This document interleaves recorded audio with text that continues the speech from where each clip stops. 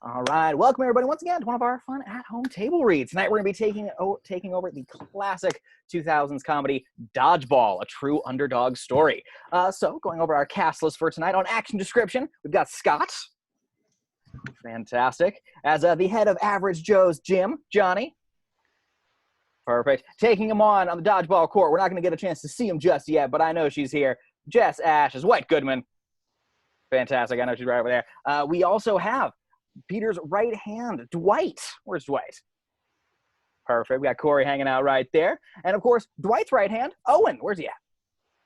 Fantastic. Then as Gordon, the head of sports when it really comes to Average Joe's gym, we got Curtis. Where's he at down there? Fantastic. I'm going to be reading Steve the Pirate in case that wasn't apparent.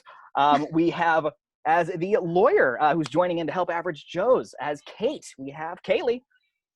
Fantastic, right down there. As their coach, the ever-popular Patches O'Houlihan. Fantastic, we got Nicole right down there. As White Goodman's fitness consigliere, Michelle. We got Erik.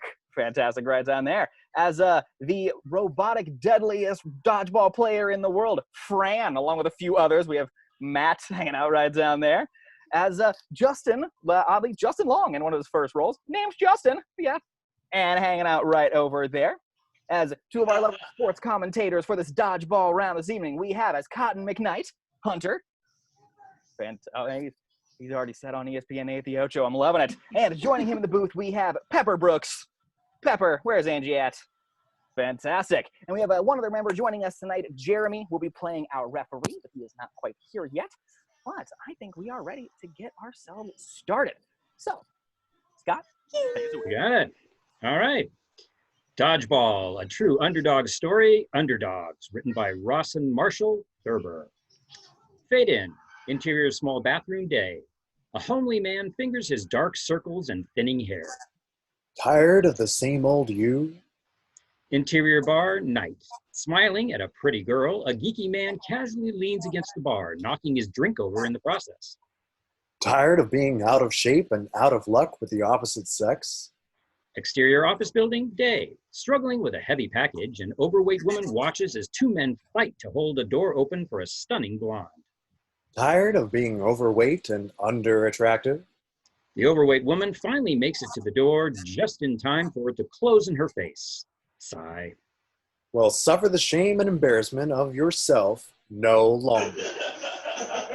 Cut to interior Globo Gym day. A huge warehouse of space, chrome, glass, and neon abound. It's more techno dance club than gym. Quick cuts of hard bodies. Wearing Globo Gym outfits, beautiful men and women aerobicize, lift, and flirt as music thump and bumps. Finishing one last crunch, White Goodman, 30s, pops into frame. Overly tan with a ropey musculature, White sports successful Pat Riley hair and wears his polo shirt tucked snugly into his windbreaker pants. Oh, hello there. I'm White Goodman, owner, operator, and founder of Global Gym America Corp. And I'm here to tell you that you don't have to be stuck with what you've got. White begins touring through Globo Gym, turning corners as we cut to different camera angles. Hey, Rory, looking good. Here at Global Gym, we understand that ugliness and fatness are genetic disorders, much like baldness or necrophilia. And it's only your fault if you don't hate yourself enough to do something about it. And that's where we come in. White turns a corner, passing rows of beautiful people on Stairmasters, all talking on cell phones. Global Gym employs a highly trained quasi-cultural staff of personal alteration specialists like Alec here.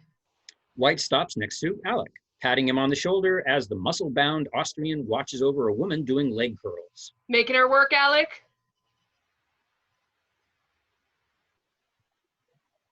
You get it, Alec. Sorry, I was muted. Yeah, is vent like big? Attaboy. And with our competitively priced on-site cosmetic surgery, we can turn that Frankenstein you see in the mirror every morning into a Frankenfine. Just think of Global Gym as your one-stop shame reduction center. Cut to the Shame Reduction Center. Doors swing open, revealing a mummified woman wrapped head to toe in gauze, offering a thumbs up as she's wheeled by. Of course, you'll still be you in the legal sense, but think of it as a thinner, more attractive, better you that you could never become without us. How do I know? Well, I'm not only the founder of Global Gym. Flash cut to a photograph of a 600-pound, bedridden, naked man. Thankfully, a black bar covers his sweaty genitalia. The caption reads, White Goodman, 1987. I'm also a client. Back to interior Global Gym. Front desk, same. White casually hands out towels to passing gym members. So come on down and join the winning team. White's salesman's smile is replaced by the Globo Gym logo. Then it is then that we pull back to reveal that we're actually watching a television screen in an interior run-down apartment day, where the sound of a man's lazy snoring fills the room. Sign up for a gold membership and receive a complimentary wheat germ enema. So don't delay. Get off that couch today. A black dog jumps on a ratty couch. Beer bottles and fast food carcasses pass in the foreground as the cat walks up the snoring man's body, over his ancient boxer shorts and onto the belly of his stained tank top. The dog stops, sniffing, then licking one particular tasty stain as we continue tracking, finally stopping on the man's face. Unshaven and turned away from us, he could be any 30-something slightly out of shape male. The man continues to snore soundly, even as the dog enters frame and walks to the couch. The dog catches an interesting smell and starts rooting around underneath the man's blanket. A long moment passes without the man breathing. Surely he must be dead. A beat longer, then... That feels good. You're a tickle machine. The man bolts up. The dog is digging at his underwear, and we get our first look at Peter LaFleur in his 30s. Crash out, bad dog. Go Grundle, no Grundle. Handsome in a thrift store sort of way, Peter clutches his chest and swallows huge gulps of air. He looks to the TV where White is finishing his commercial. Because here at Globo Gym, we're better than you, and we know it. Scare me. Peter groans and gets up, scratching his ass. He casually clicks on his answering machine. It plays as Peter gets ready. Mr. LaFleur, this is Doris from the Department of Water and Power. We've been trying to reach you for some time now, but your phone was disconnected. I'm calling to inform you we will be shutting off your water and power at 5 p.m. today due to an 8-month overdue account. Thank you and have a nice day.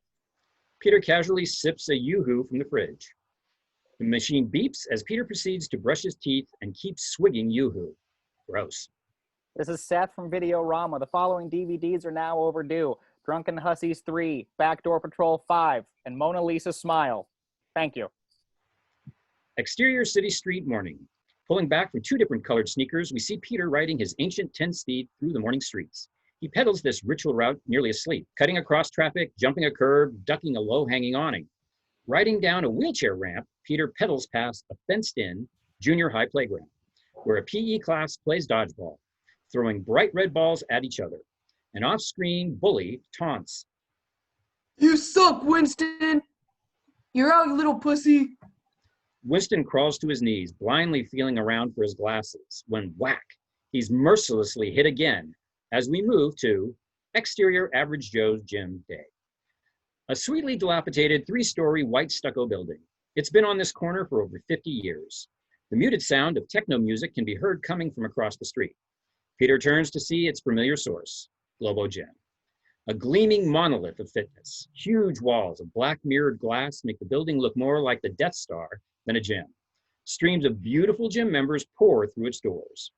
Peter signs, then bends down to lock up his bike. Interior, Average Joe's Gym. Front desk. 2 grown men at the front desk. Man the front desk. Dwight, 30s, African American, a cynical coward, and his sweet but dim sidekick, Owen, 20s, white, who wears an I Heart Robots t-shirt. Dwight snatches a Globo Gym pamphlet from a passing gym member, later revealed as Frank. They're smart enough to know better. Give me that garbage. Shouldn't you be on the treadmill? Dwight tosses it before grabbing and flipping through a magazine, while Owen rolls up gym towels. Dwight glances at Owen, noticing something. What are you doing? I'm folding the towels like you told me. No, you're rolling the towels. I told you to fold them. Squares. Squares is folding. I'm not going to trust you with the towel folding responsibility if you're going to be creative about it. Owen fingers his glasses back against his face.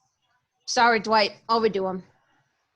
I don't mean to be a hard ass, but I didn't get to be the assistant manager around here by folding the towels any which way I pleased.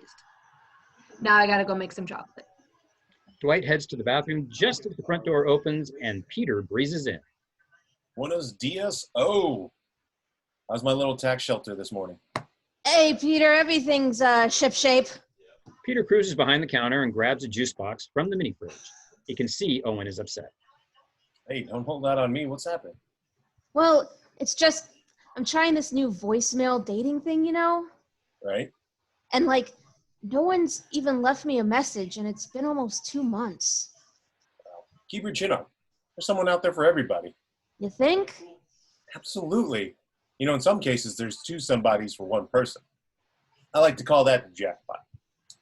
I'm going to catch a power nap in my office. Wake me for lunch. I just work with the towels. I like the rolling. Very day spa. See you later, Dater. Owen brightens. Thanks, Peter. Peter slaps Owen on the back and heads off. Interior Average Joe's gym. Main weight room. Continuous. Peter moves past the 10-year-old equipment, nodding his hellos to his gym members, the elderly and the unwashed. Hey, Peter. Hopping off a bicep machine, Gordon, in his 30s, a chubby guy, sporting a perfectly matched Nike ensemble, hurries to catch up. Peter doesn't break stride. Hey, Gordon. Hey, buddy. I'm really wailing on my glutes this morning. Sounds great, Gord. Yeah, I'm going to shock the biceps later, finish up with some cardio, you know, change it up, keep the body guessing. That's always been my approach. I like to keep my body guessing. Sure, that's right. Hey, I wanted to ask you something. Did you catch the game last night? Can I say yes? Peter keeps walking. Gordon follows like a puppy. Amateur curling championships on the ESPN. I had no idea. Curling. Yep, you missed a good one. Really great stuff. This team is total unknowns that no one thought of had a shot. Man, you're upset. Yeah, I feel dumb for asking this, but how'd you even hear about these things? I described the sports. Gordon hands Peter the magazine, and the title is indeed Sports. A dashing croquet player graces the cover with the tagline, "Something wicked this way comes." Peter nods. Ah, of course. Sports. I see. Started reading in college, you know, for the chicks. I'm glad it worked out for you, Gordon. Did you ever play sports in school? I was team manager for my college's badminton club, and we went to semis 3 years in a row. But you never actually played? Not as such, no. It turns out I'm not very coordinated. I don't think that's true, Gord. Look what you're wearing. Gordon looks at his ensemble. He never thought of that. Juice box? Peter hands Gordon the juice box and, magazine in hand, peels off, leaving Gordon to suck on the beverage happily. Thanks, Peter. Interior Average Joe's gym, hallway. Peter cruises down the paint-chipped hallway. When I come back, I want to see you on a different machine. Suddenly, Peter is tackled to the wall by a man who, with his eye patch, colorful bandana, and puffy shirt, looks very much like a pirate of the Caribbean. This is Steve the Pirate, in his 30s. Steve holds an old pirate blade to Peter's neck. Arr, who goes there? Geez, it's me. It's Peter. It's Peter. Oi, Peter. Yeah. Oh. Steve, embarrassed, withdraws the blade. Fuck. He sheathes it. 'Tis about the matter of me payment for me membership. Steve be a touch short this month. That's all right, Steve. Just pay me when you get the money. The dread pirate Steve be in no man's debt. I'll make a barter with you, true as the North Star. Right. In exchange for your kindness, I'll be splitting me buried treasure with you. Once I find it, that me. Okay, that's not necessary. I'm flattered about the gesture, but honestly, you know, just a couple bucks here and there, I think we'll be fine. Thanks, Peter. I'll be on the Stairmaster. Okay, Steve. Next time, maybe just say hello. That's all. Yahar! Interior Average Joe's gym, Peter's office. The office is small and cluttered. Black and white photographs of better times in Average Joe's history hang on the walls. Peter enters and stops short at the sight of Kate Beach, 20s. Prettier than a summer sunset and smarter than a graphing calculator, Kate sits in a chair, her back to Peter. You know, actually, it's not my birthday until next month, but terrific. Peter tosses the sports magazine into the trash bin. I'm sorry. No, hi. I'm Catherine Veach, Hawthorne Stone. Peter looks a little confused. Who? Your bank? Peter blanches. The bank is bad. Right, my bank. Suddenly, Dwight bursts in. Hey, Peter, someone from the bank's supposed to stop by today, so you might want to take off early so you don't have to hide in the ball locker this time. Peter smiles. Caught. Thank you, Dwight. No problem. That's what I'm here for. Dwight notices Kate, but doesn't make the connection. Hey, how's it going? Dwight disappears, and Peter turns to Kate, all smiles. So you're from the bank. Yes. Well, you're very pretty for a banker. I'm not a banker. I'm a lawyer. Really? What kind of law are you involved with, pretty eyes? Sexual harassment mostly. Okay. But I also handle real estate and tax law, which is why I'm here. Of course, yes. Please, have a seat. Peter shoves debris off a chair for Kate, then he sits on the corner of his desk. A moment passes as they stare at each other, each waiting for the other to begin. Finally, Do you know why I'm here? You mean like cosmically, or? Mr. LaFleur, I'm here because you're behind on your second mortgage and the property note has been purchased. Kate hands Peter a thick document. Whoa, hang on. We're in default? No, you're in foreclosure. You were in default during the 6 months we sent you delinquency notices. Those were warnings. They were warnings. Well, no one warned me. Mr. LaFleur, I assure you this situation is serious. Right, seriously. Enough kidding around. Let's get serious here. Clearing his throat, Peter picks up the document, pretending to look it over. I see. How did this happen? By law, anyone can buy a second mortgage note from the bank, and if it's in default, foreclose on it. So, what? We make our payments to someone else now? Kate's face changes. Peter's not getting it. No, the company that bought your note has foreclosed on it. I see. And what does that mean exactly? It means you have 30 days to pay off the balance of your second mortgage or you lose your gem. Perfect. What's the damage? What do I owe you? $50,000. Peter does what he does best. Start lying his ass off. Only 50,000? I thought you said this was serious business. Personal check gonna be all right? Might have to wait until the end of the month and go ahead and cash her because I'm gonna have to switch some funds around. Unfortunately, the charity that I like to work with is gonna take a hit. Mr. LaFleur. Do you like Italian food? What? We should continue this over dinner tonight. Your treat. I really don't think that would be appropriate. You're right. Well, pretend you never asked. Mrs. Beach? It's Miss, and I didn't ask. Exactly. You're very good at this. Have you been drinking? Peter cups his hand to his mouth and sniffs his own breath. Don't think so. Mr. LaFleur, I can assure you this is a very serious situation. I've been assigned to the company that purchased your mortgage. I'm here to audit your books and assess any tax liabilities there may be. I'm not here to suffer through your feckless attempts at schoolboy charm. Is that clear? Feckless? Now I'm going to need to review all of your financial statements and assess any tax liabilities there may be. Peter stares blankly. Absolutely. I don't know how you say miss for a mister, because I'm just a mister. But if there was a miss for a mister, I mean, I'm miss as well. You do keep financial records, don't you? Invoices, revenue reports, operating cost data, taxable income. Oh, of course. Yes, I mean, we keep them. Are you kidding me? I had a whole closet full. Here? Yeah, I call them keepers. Great. Opening a door, Peter steps aside to reveal a closet stuffed with invoices, dusty financials, and cobweb data of all kinds. It's every accountant's worst nightmare in triplicate. Problem is, we never actually filed them. No kidding. Can I ask you something else? I really wish you wouldn't. You said you were assigned to the company that bought us out, but which company? Who would buy this place? It's right there on the last page. Peter flips to the last page in the document, reading it. Globo Gym. Cut to interior Globo Gym, cardio room. 30 class members wearing small plastic cowboy hats straddle stuffed animal horses and ride them in place. Some of the advanced members even wear chaps. This is cardio cowboy class. Yahoo! Get your little doggies along.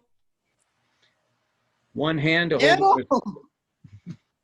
one hand holding their steed, the other vigorously swinging an imaginary lasso. The class works up quite a sweat. The cardio cowboy instructor, complete with fringed leather gloves, hollers his directions with a slight lisp.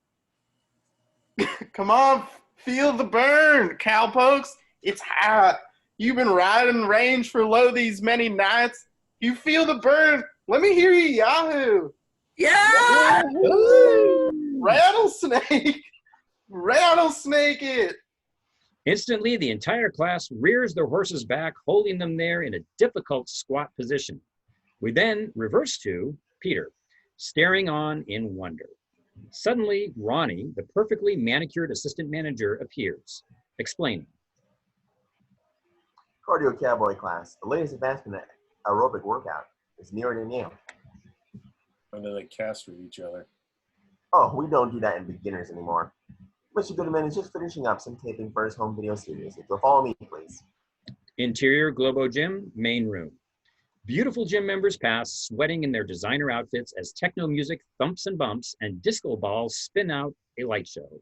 Globo Gym is a deeply bizarre hybrid of old-time fitness and newfangled pseudoscience. Ronnie leads Peter along a black path that twists through the main floor, passing row after row of state-of-the-art equipment. Interior, White Goodman's video shoot, moments later.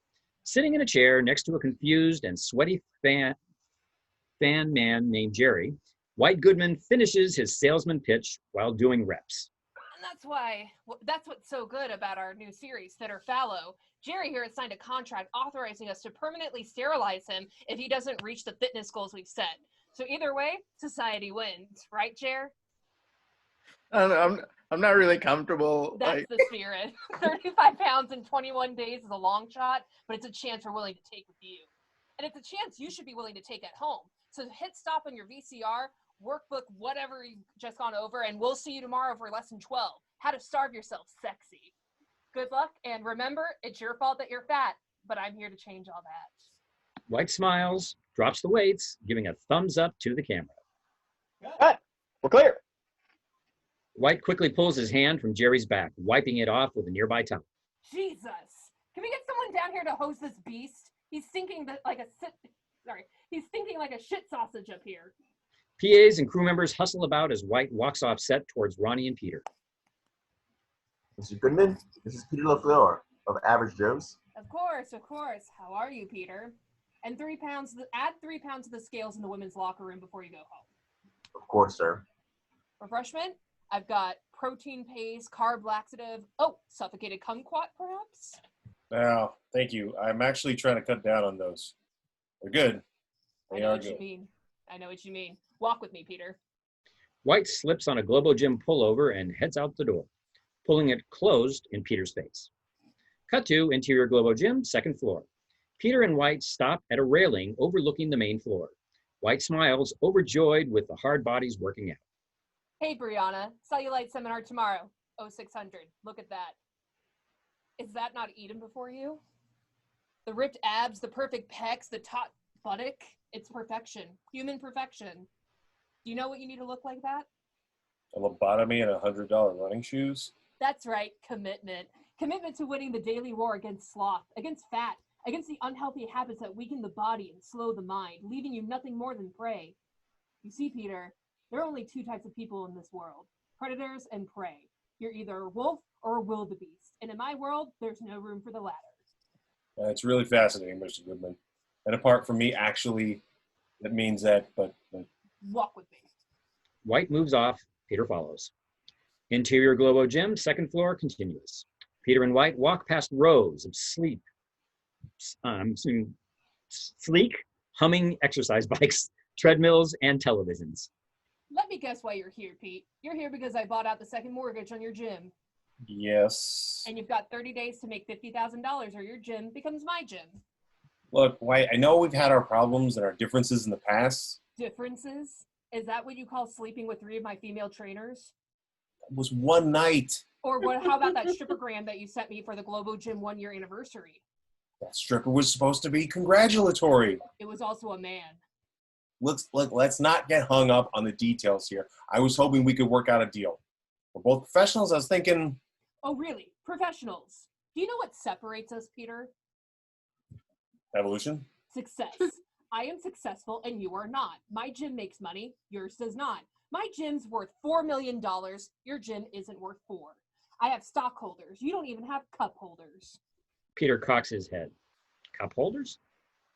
Why would I want cup holders? You see, Peter, it's an economic and evolutionary imperative that my gym consume your gym. You're the sickly and I'm the strong. It's my duty to thin the herd for the betterment of society. It's business true, and business is business, but sometimes business can be pleasure. The point of Global Gym is a beacon of human physical perfection, a benchmark in the fitness community. Your gym is the skid mark on the underpants of society. White continues walking. You see, Peter, I wasn't born expecting the world to do me any favors. I earned this body and I built this temple out of nothing more than a little can-do attitude and some elbow grease. And yes, a large inheritance from my father, Earl Goodman, the lighting fixture king. So if I choose to level average Joes to build a new auxiliary parking structure for my members, so be it. There's nothing you can do about it. White's face changes. He's no longer a simple fitness enthusiast. He's become something much darker. In 30 days, I'll be bulldozing that shit heap you call a gym into permanent nothingness. And I can only hope that you and the mongrel race that comprise your membership are inside it when I do. White walks off. Oh, we're just starting our negotiation process here. You didn't even hear my counteroffer to your unilateral decision. Michelle will show you out. Peter hustles around the corner. Who's Michelle? Wham! Peter runs smack into a massive chest, knocking himself to the floor. Standing there is 6'6" and 300 pounds of African-American male muscle, sporting a shaved head, a pearly white smile, and large name tag that reads, Michelle. This is Michelle Jones. You're Michelle. Exterior Globo Gym, moments later. Michelle shoves Peter out the door. Stumbling down the steps, Peter clutches a bush to keep from falling. It's awkward. Just then, 2 beautiful women head into Globo Gym. Peter nods nonchalantly. Ladies. Cut to interior Average Joe's gym, main weight room, where Justin Redmond, skinny but determined, grips a bar with massive 451-pound plates on each side, psyching himself up. One time! Hunting, Justin lifts the bar, precariously balancing it on locked elbows. One last moment of hesitation, and then, wham! The bar crashes down on Justin's sternum, pinning him there. Squirming, Justin's eyes roll back, his feet kick wildly. Entering from the hallway, Peter and Dwight walk right past the struggling Justin.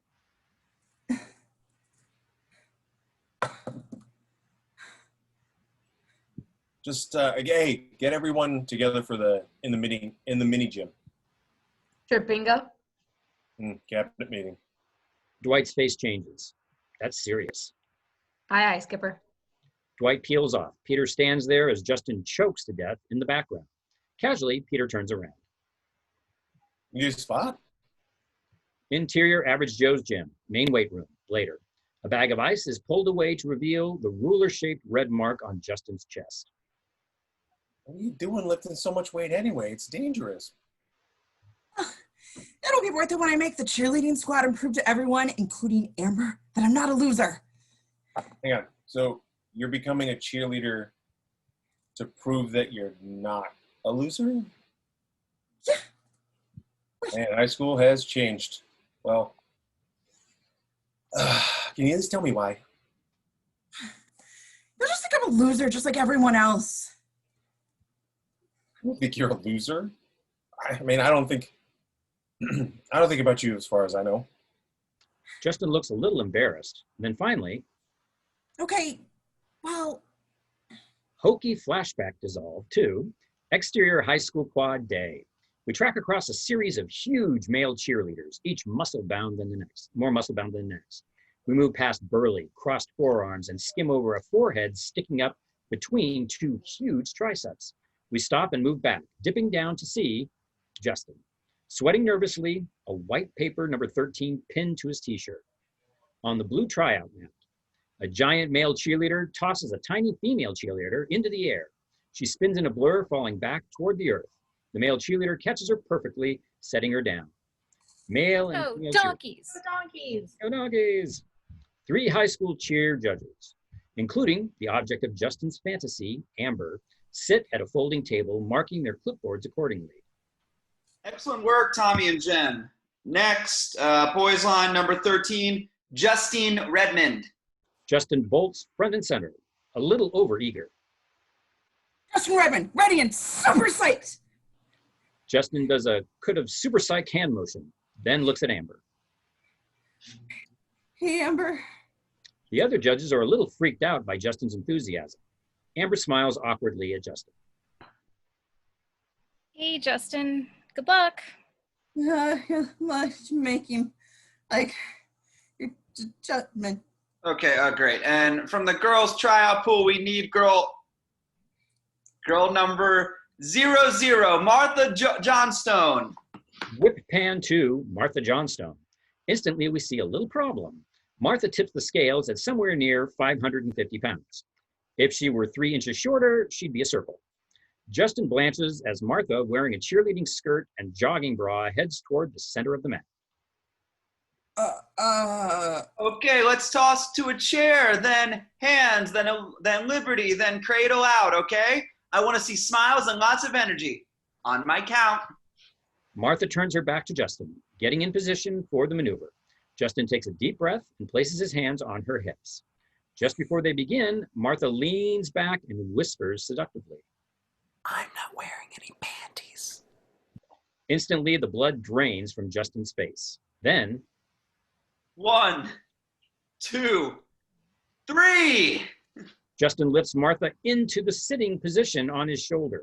His entire body shakes violently under her immense carriage. The vein in Justin's forehead bulges and nearly triples in size, looking very much like a jumbo twisty straw. Toss to a chair. 1, 2, 3. With all his might, Justin heaves Martha into the air, but gravity kicks in and wham! Martha comes down hard. Bam! They crash to the mat floor, a heap of flesh and limbs. Instantly, everyone rushes over to the fallen duo, crowding around. Whispers of concern turn to gasps with horror as we push through the crowd to reveal that Justin and Martha are locked in what looks like an illicit and perhaps illegal blend of Hasbro's Twister and the Kama Sutra.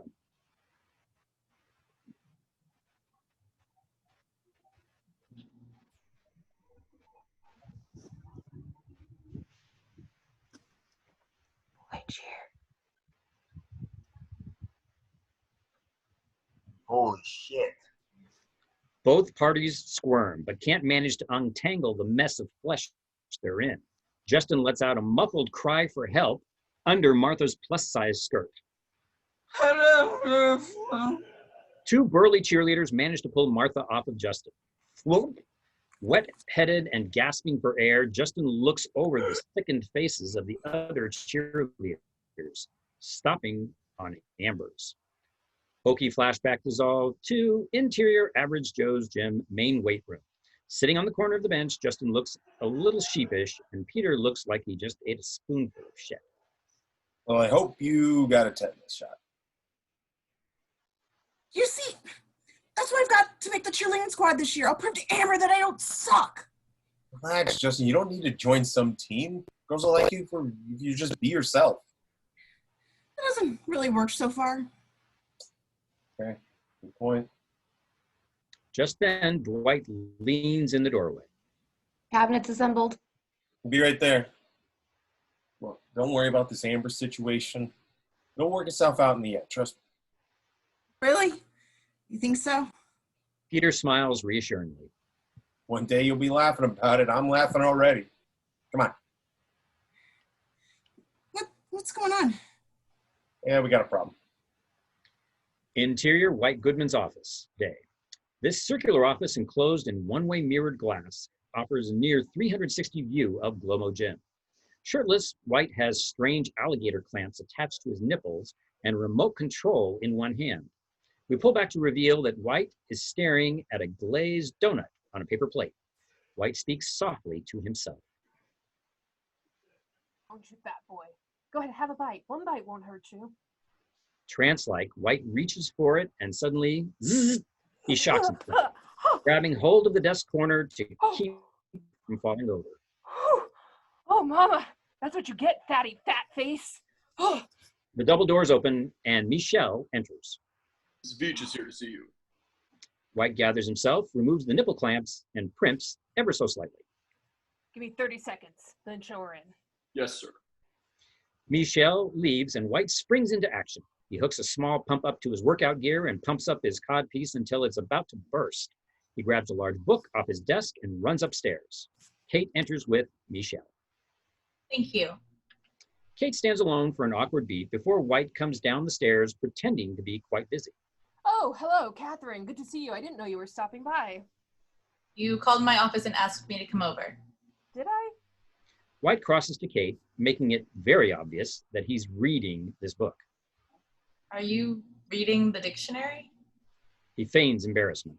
Oh, you caught me. I like to break a mental sweat, too. Grab a chair. So I trust everything's going swimmingly with our acquisition of Average Joe's. So far, yeah. I mean, there's a lot to do over there, so I should probably get back. White, not so subtly, poses in front of a gigantic oil painting of himself. That's a really interesting painting. The painting sees an overly muscled White wrestling a large bull to the ground. Oh, thank you. Yeah, that's me taking the bull by the horns. That's how I handle my business. It's a metaphor. I get it. But that actually happened, though. Anyway, we're a pretty tight-knit tribe here, but there's always room for one more squaw, so please, whatever you do, don't think of me as your boss. Oh, I don't. I don't want to get into a formal thing or anything here. I'm White, you know? I'm White. W-H-I-T. Kate waits for him to realize. E. Thanks, Mr. Goodman, but I'm contracted by the bank. I mean, they just assigned me your account, that's all. Right. Well, you work for the bank works for me, so ipso facto, I'm your boss. But what? Well, there's just something that's puzzling me. And that is? Mr. Goodman, you've hired me to advise and assess, and I wouldn't be doing my job if I didn't tell you that I think this is a spectacularly bizarre business decision. Average Joe's gym has no tangible assets to speak of. The building itself is condemnable, and their market share isn't even calculable in comparison to yours. In short, Average Joe's poses no threat to Globo Gym or its interests, so I'm left, as I said, a bit puzzled. My point is, I would love to see that pretty little bone structure of yours around here some more. I mean, there's no reason we need to be shackled by the strictures of the employee-employer relationship, unless, of course, you're into that sort of thing, in which case I got some shackles in the back. He laughs grossly at his own joke. I'm just kidding, but seriously, I got him. I'm just doing my job, Mr. Goodman. In fact... She's distracted as White can't stop thrusting his inflated junk towards her. I actually prefer it over there. Really? You like it over there with those freaks in Loser Town? Freak? They're not freaks. They're people, just like you and me. White finds this hilarious. People just like you and me? Oh, man. That's what I love about you, Kate. You've got a personality. Ah, that's rich. You have a real sauciness, which I find extremely attractive. He humps his chair closer to her. We should mate. What? Date. We should date sometime. Socially. Go out and kick it. White offers a strangely creepy smile in Kate's direction, causing her to stifle a cough, covering her mouth. Are you okay? Yeah, I'm fine. I just threw up in my mouth a little bit. You know, in some cultures, they only eat vomit. I've never been there, but I read about it in a book. Mr. Goodman, I'm sorry, but I don't date clients. Don't crap where you eat. I understand. Pity, though. You have such fine bone structure and muscle mass. Perhaps I could purchase one of your eggs for fertilization. You know, I think I'll just get going now. Kate heads for the door, but Michelle suddenly steps in her way. No one leaves until Mr. White says they can leave. But I haven't answered your puzzlement. White steps towards his reflection in the window that overlooks Average Joe's across the street. Do I find that gym and its membership repulsive? Yes. Does it sicken me every time I see it festering there across the street from my gym? Yes. But that's not why I'm doing this. I'm doing this because it's the natural order of the world. I am doing this because they are weak and I am strong. I'm doing this quite simply, Kate, because I can. That gym must be destroyed. Kate leaves as White deflates his dick. White's eyes narrow as we dissolve to interior Average Joe's gym, mini gym, moments later. The mini gym is not much bigger than the basketball court itself. We track over rows of folding chairs, seeing Dwight, Owen, Gordon, Justin, and Steve the Pirate. We also see Frank, a wiry redhead who always wears a short-sleeved dress shirt. Peter stands in front of the gym, addressing his people. So that's the deal. We need $50,000 in the next 30 days of Average Joe's history. I got 10 minutes. I'll open up to the floor for some Q&A. Silence. Owen adjusts his glasses and raises his hand. You don't have to raise your hands. This is an open forum kind of thing. But okay, Owen, go ahead, kick us off. Yeah, Peter, is that $50,000 Canadian? No, we're talking about 50,000 American. Well, I'm just spitballing here, but why don't we just pay off in Canadian dollars and save ourselves some money? Peter, ever the patient teacher. All right, just so you know, if that's your route you're interested in traveling, it's 50,000 American, 70,000 roughly Canadian. How are we going to come up with $120,000? Instantly, everyone burst into a worried murmur. 120,000 is much worse than anyone thought. Peter tries to explain. Oh, no, you don't add them up together. And technically, Peter, I'm sorry to say this, but it's more like $73,313. Look, it doesn't matter. We can't come up with 50,000. We're screwed. Gar. It seems to me an insurmountable amount of money. No, it's not an insurmountable amount. Come on. We can't just sit around and sit back and let Globo Gym take us over. Average Joe's is too important. Gordon, where do you go when your wife changes the locks? Average Joe's. Hey, Dwight, Owen, what are you guys gonna do if Joe's goes under? Work at the airport again? Say what? I ain't working no airport again. No, because you hated it. And Steve, where do you go to do whatever it is that you do? Joe's be the only place for Steve. Grr, you're right. Do you see?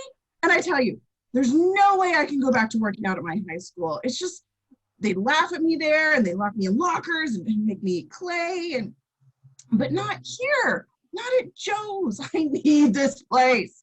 You guys need this place. Come on. The crowd continues its worried murmur. Suddenly, an idea hits Owen, and he stands up, shouting over everyone. I've got an idea. I know how we can raise the money. How? They turn and look at Owen expectantly. Car wash. Peter looks slightly confused as we smash cut to beautiful boobs, slathered in soap and pressed against a car window. They nearly burst from their bikini top restraint. We're exterior parking lot day, where at least 16 beautiful co-eds wearing the most revealing bikinis laugh and giggle as they spray each other with water. The line of hooting and hollering male car owners goes around the block. It's a gratuitous moment before we whip pan to exterior the parking lot across the street, where we see Peter and the other Average Joe's members staring in disbelief at the line of cars heading into the other car wash. A Speedo sporting Owen shakes his head, crestfallen. I mean, what are the chances? Same day, right across the street. Golly day. Peter does his best to console. It's a competitive market price. Well, I said we should have waxed our bikini lines, but did anyone listen to me? I mean, it looks like he's smuggling Velcro down there. Owen looks down. Really? Okay, let's stop finger pointing. We got beat fair and square. And I, for one, am going to be a gentleman about it and go over there and congratulate each and every one of them personally. Hi, Purple. Peter's about to head over when Gordon, wearing a Nike sports ensemble, walks up. His nipples jut through the spandex like upturned Tic Tacs. Guys, not to be a naysayer or anything, but we've been out here for like 7 hours, and the only customer we had is that weird guy who keeps paying Justin to wash his truck. Whip pan to Justin. On his hands and knees, Speedo bottoms riding up his ass, scrubs the chrome hubcap of a huge monster truck. Holding his barking pit bull on a chain leash and fondling his belly button with his free hand, the weird guy, shirtless and wearing cutoff shorts, watches Justin. That's it, boy. Getting there nice and deep like. Back to Peter, Dwight, and Gordon. Yeah, that's not good. Maybe we should go digital. What? I don't know. Gar, this sucks. Steve throws down his sponge right into the bucket, soaking them all, as we move to interior Average Joe's gym, Peter's office that night, where the tired crew of Average Joe's stands around and watches as Peter adds up the day's profits. Minus the sap and sponge purchases, minus the parking, lot rental fee, and the ShamWow procurement, we come to... Everyone holds their breath, hoping against hope that they made a dent in the $50,000 mountain. Negative $1,327.23. Peter shows the negative $1,327.23 readout to the guys. For those of you keeping score at home, we're now in the hole $1,327.23 more than we were yesterday. We're actually further away from saving this place. Right, so everyone groans. Steve the pirate chimes in. Wait, Peter, I've got another idea, and it's just crazy enough to work. Does it involve me wearing women's clothing or shaving my pubic region? That sort of catches Steve off guard. Short answer, yes. Long answer, no with an if. We're never gonna raise enough money. Blows. Guys, I know this is tough to take, but if an impromptu car wash doesn't raise us $51,327, then, I guess it's just not in the cards. Trust me here. The group looks at each other. No one wants to move first. Gordon pulls an issue of sports from his bag. There was a way, any way in the world that we could raise that money in 30 days short of robbing a bank, I'd do it. We could sell blood and semen. Gar! What? Not mixed together. Look, guys, I love the enthusiasm. I love the energy here. But we're looking at this the wrong way. Peter starts passing beers to the guys. Justin's bounces off his fingers. Let's start celebrating the good times we had at Joe's. I mean, we got to start looking at this thing Irish wake style. Justin opens his shaken beer, which explodes into his eyes. Let me be the first to say goodbye to Average Joe's. We gave it a hell of a run. Now, time to have some fun. Gordon's eyes trail to the magazine in his hand as Peter crosses to the stereo. I'm going to go put the thong song on, and let's tear this place apart.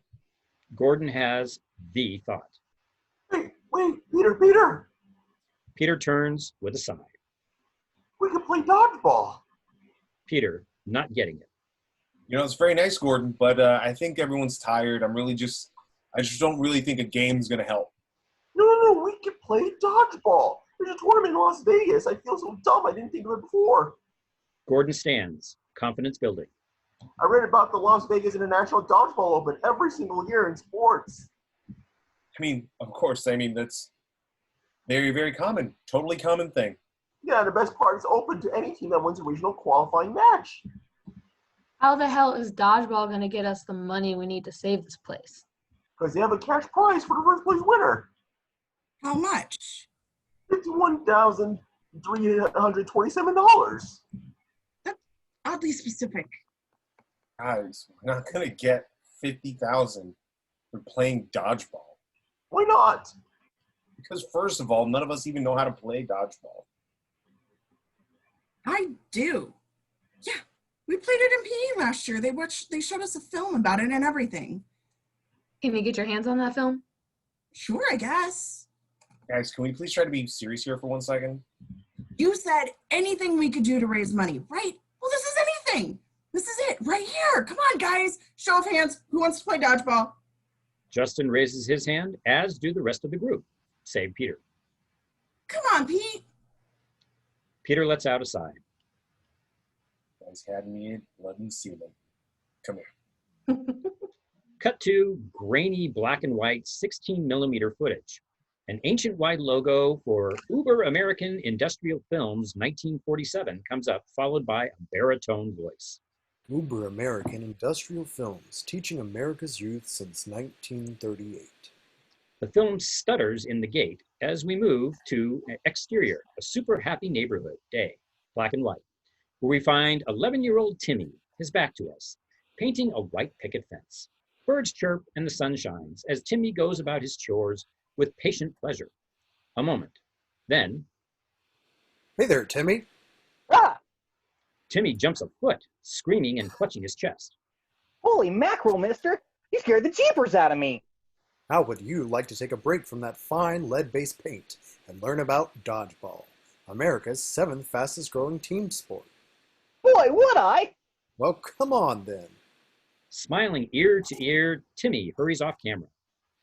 Interior Chinese opium den day. Decked out in oriental rugs and tapestries, opium addicts smoke out of long pipes and litter the floor in all forms of glazed-eyed repose. Timmy enters frame in complete wonderment. Wow! Where am I, mister? You're in a Chinese opium den, Timmy. Good golly, why? This is where the sport of dodgeball was born. You're joshing me. On the contrary, dodgeball was first invented in 15th century China by opium-addicted workers. Really? Suddenly, an ancient sketch of fishmongers throwing large, scaly fish at each other fills the screen. Sure, but back then, the men threw rotting fish at each other instead of the ADA-approved balls we use today. Back to Timmy, who scratches his head, confused. He coughs out a large plume of opium. The ADAA? That's the American Dodgeball Association of America. Come on, I'll show you. Timmy runs off screen as we move to interior 1940s gymnasium day. We move through this 1940s style gym, passing a climbing rope, wooden bleachers, and basketball hoops. The ADAA was formed to implement a standard set of rules in preparation for dodgeball's exhibition in the 1936 Berlin Games. Dodgeball is played with 7 players on each team. Bink! Through the magic of cinema, 14 dodgeball players suddenly appear, all wearing satin ADAA warm-ups. And 8 rubber balls. Bink! A satchel of red rubber balls, each a little bigger than a bowling ball, appear. The 2 teams of 7 square off. Dodgeball is played in a space a little smaller than a basketball court. The object is simple. Eliminate the opposing players by hitting them with one of the 8 balls in play at a time. Dodgeballer number 1 throws a ball, hitting dodgeballer number 2. One hit, the player is out and must sit down. Once all the players on one team are eliminated, the opposing team wins. Timmy smiles brightly. Wow, that is simple. I can't wait to get the fellas together and play. Timmy's about to rush off when... Oh, hang on a second there, sport. Into frame walks a super debonair Clark Gable lookalike. He smokes a refreshing cigarette and wears a bombardier jacket with a fashionable white silk scarf. He is... Patches O'Houlihan! That's right, Timmy. Patches O'Houlihan, captain of the 1936 Olympic bronze medal team, 7-time ADAA All-Star, and eugenics enthusiast, is here to take you the rest of the way. Jeepers, really? You betcha, Timmy, and you almost missed the most important rule. I did? Sure. If you catch a ball that's thrown at you before it hits the ground. Dodgeballer number 1 throws a ball at dodgeballer number 2, who catches it. Thank you. then the person who threw the ball is out, not you. Plus, one of your own players gets to come back into the game. It's a two-player sling.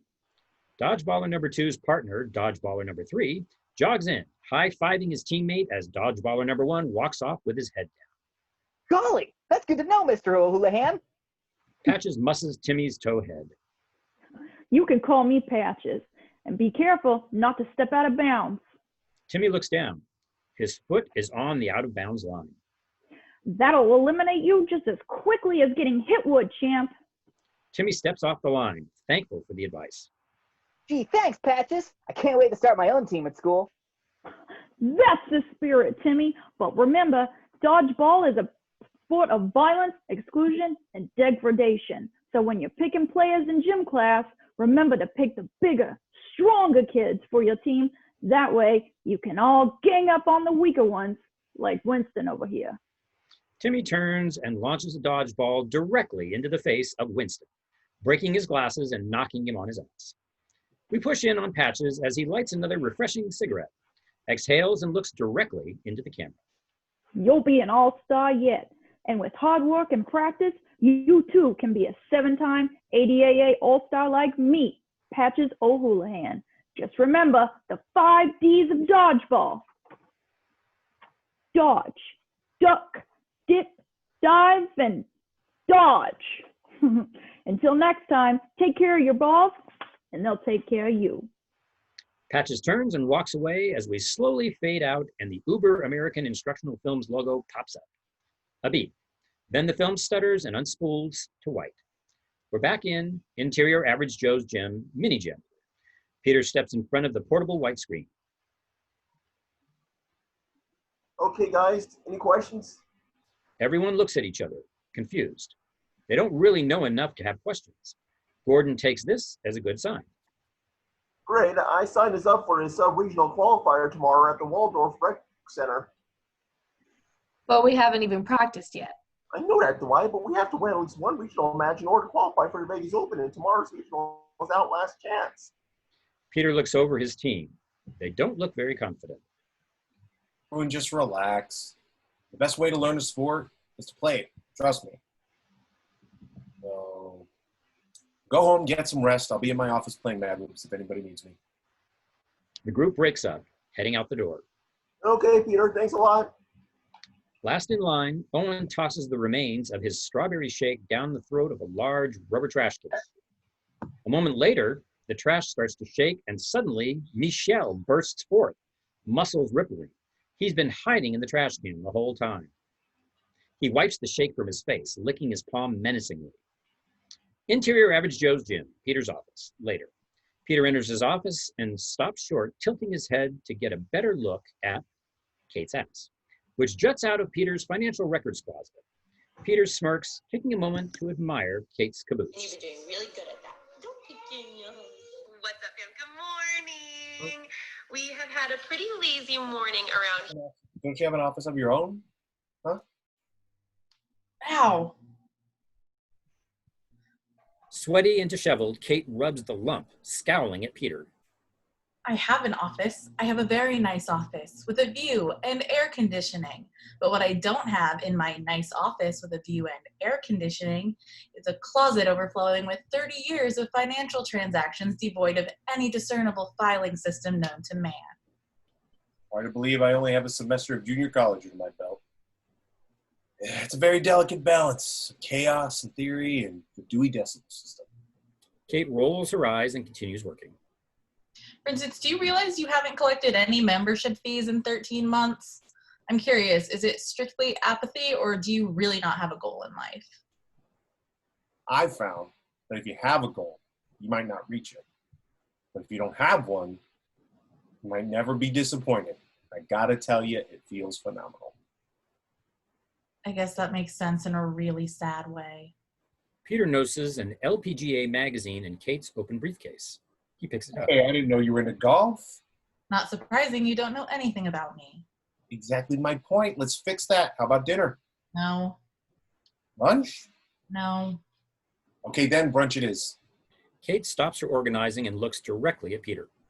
Please take this the wrong way. You're not my type. What type is that? Oh, you know, the type that inherits a marginally profitable business from his uncle and in the span of less than 3 years through a stunning combination of stupidity and a severely misplaced sense of self-entitlement managed to run that business straight into the ground. You know, the irresponsible, immature type? Peter leans against his desk, nodding along. Okay, I think that's tough but fair. But at least I'm not working for the bad guys. The what? Why Goodman, Globo Gym, the bad guys? You're on their team. I mean, it's okay if you got to think the bad boys. First of all, I have been hired to do a job, and that's what I'm doing. My job. I'm sorry if you don't approve, so if you don't mind, I'd like to go back to doing it. Kate moves past Peter and rifles through a pile of folders. Look, I don't know why you're doing all this preparation for our little transfer. It won't happen. I got a foolproof plan to pay off all the debt. Really? And what would that be?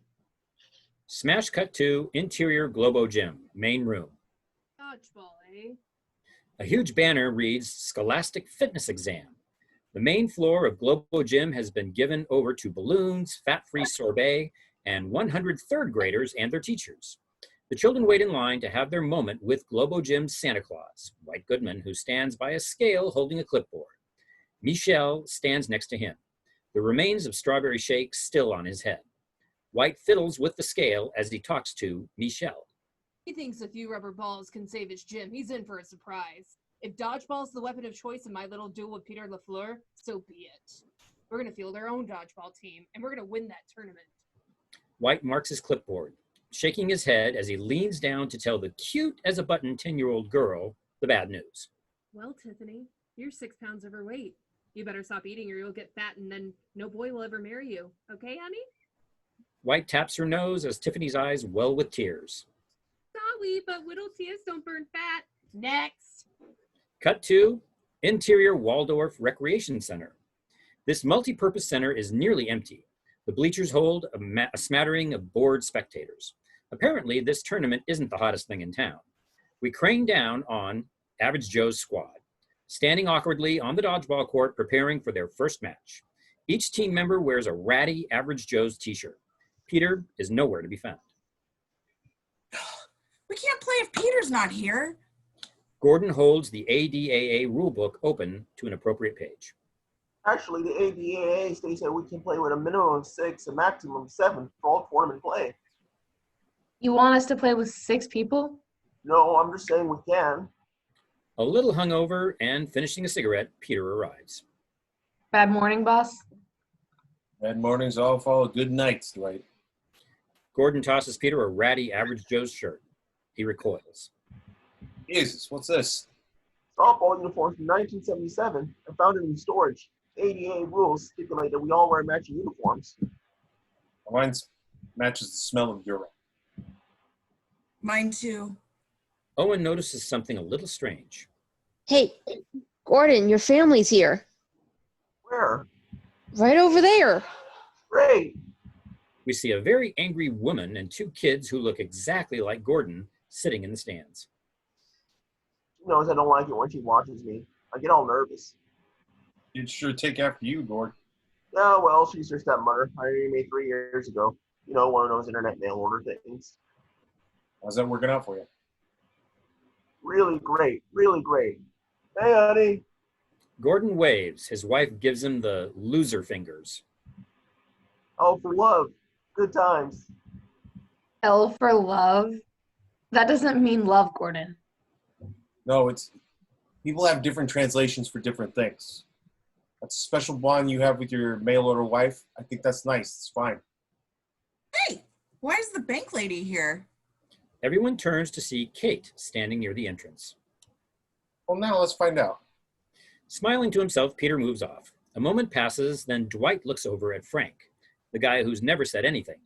Dwight takes him in a moment, then says simply, Shut the fuck up, Frank. Entrance area. I've got some pom-poms and a skirt in the trunk.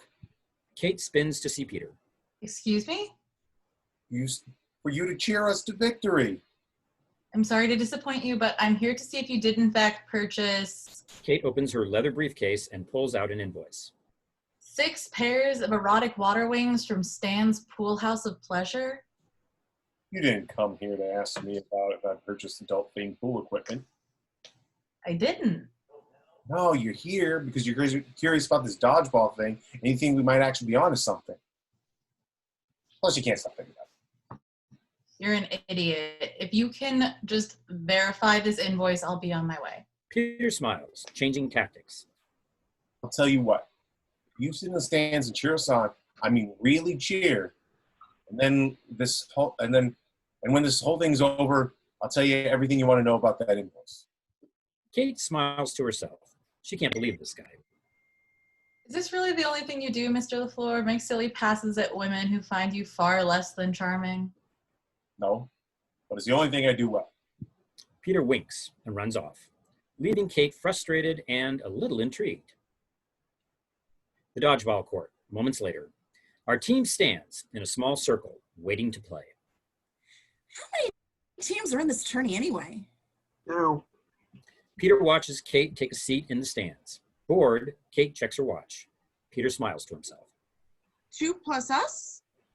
No, 2 total. The dodgeball guy on the phone said enrollment's been down to the last couple of years. The team looks a little concerned. So all we have to do is win this match and we're in the Vegas Open, right? Yeah.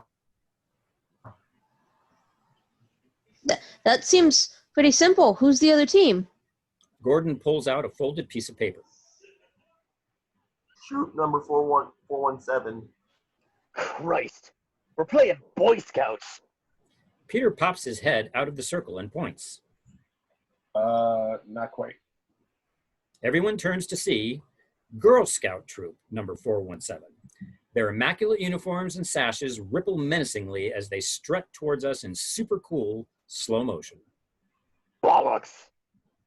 The Average Joe's squad looks a little concerned as we smash cut to a referee's whistle. We crane back and away, showing the entire court. Average Joe's on one side, Girl Scout Troop 417 on the other. The referee looks back and forth between each team. Average Joe's ready. Troop 417 ready. Dodgeball. The referee blows his whistle and the game is on. Classical music plays over a montage of the Girl Scouts scream war cries and ferociously throw balls. The Joe squad looks a little confused and outgunned, ducking and dodging more than throwing. A Girl Scout dives out of the way. Bonk! Owen gets hit. Justin covers up and is hit by 3 balls at once. Dwight gives his best juke move and head fake, but flap. No use. Crack. Frank, the voiceless one, goes down. Uncoordinated Gordon tries to catch a ball, but drops it. Steve the Pirate charges the line, screaming, I'm gonna send you to hell! Whack, whack, whack. He's riddled by dodgeballs. Eliminated. Sitting in the stands, Kate can't help but cringe. Peter launches a cannon right into one of the Girl Scouts, who collapses. Oh, I'm really sorry. You all right? Why would you hit a girl? Why? I'm sorry. Are you okay? Thwack! Peter takes a ball to the face. The distraction worked perfectly. The blonde stands and sticks her tongue out at Peter. Winner, Troop 417. Suck it. You're adopted.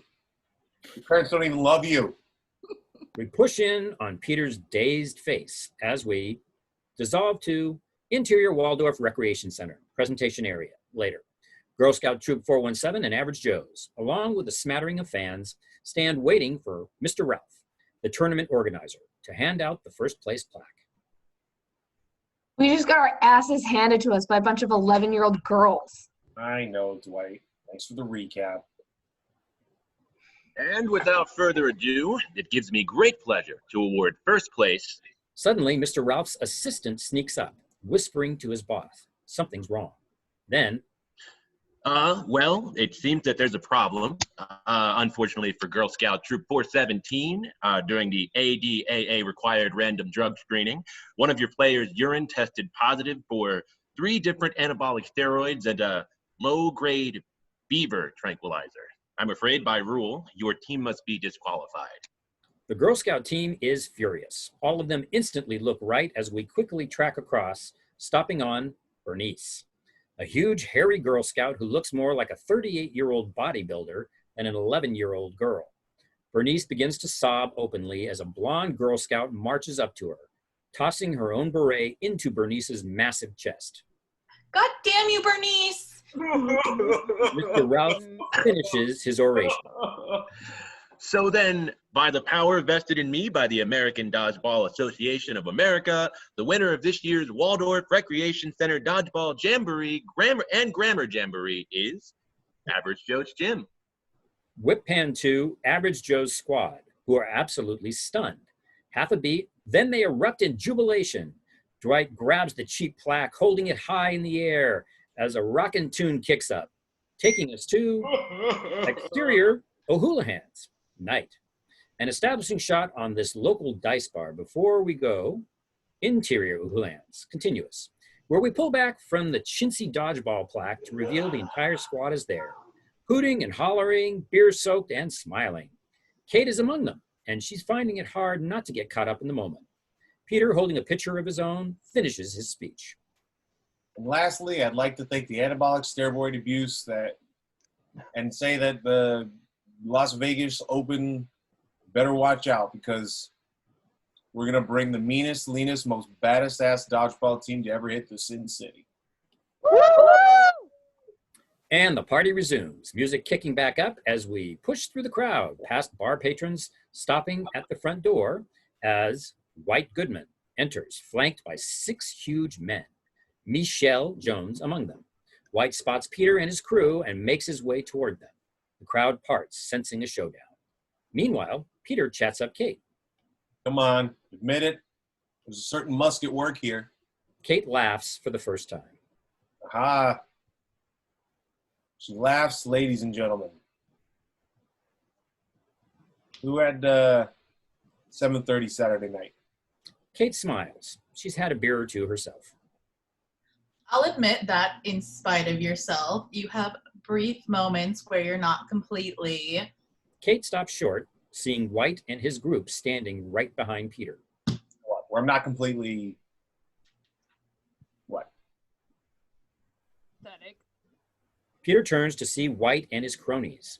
The entire bar looks on. Oh, hey, White. I thought Nazi camp got out at 8. Skip arts and crafts? White looks over at Kate, sizing up the situation. Yes, I did. Hello, Kate. I wasn't aware that I was paying you to socialize. You're not. I'm off the clock. Well, isn't that convenient for you? And the clock. I thought I'd come by and congratulate you on your victory by disqualification today and introduce you to the team that will be crushing you in the Las Vegas Open. My team. We track across White's team, each one bigger and scarier than the last. If it were possible for NFL linebackers to mate with each other, these men would be their offspring. My men are agile, mobile, and extremely hostile. My men are perfect physical specimens. Your men are stool specimens. Allow me to introduce Blade, Laser, Blazer. I believe you've met my fitness consigliere, Michel. He's so big, he's technically 2 people. These are the Global Gym Purple Cobras, and we will rock you. Pat, pat, hiss. Yeah. I like to see one of them spell purple. P-U-R-P-L-E, bitch. Okay, solid. Nice work.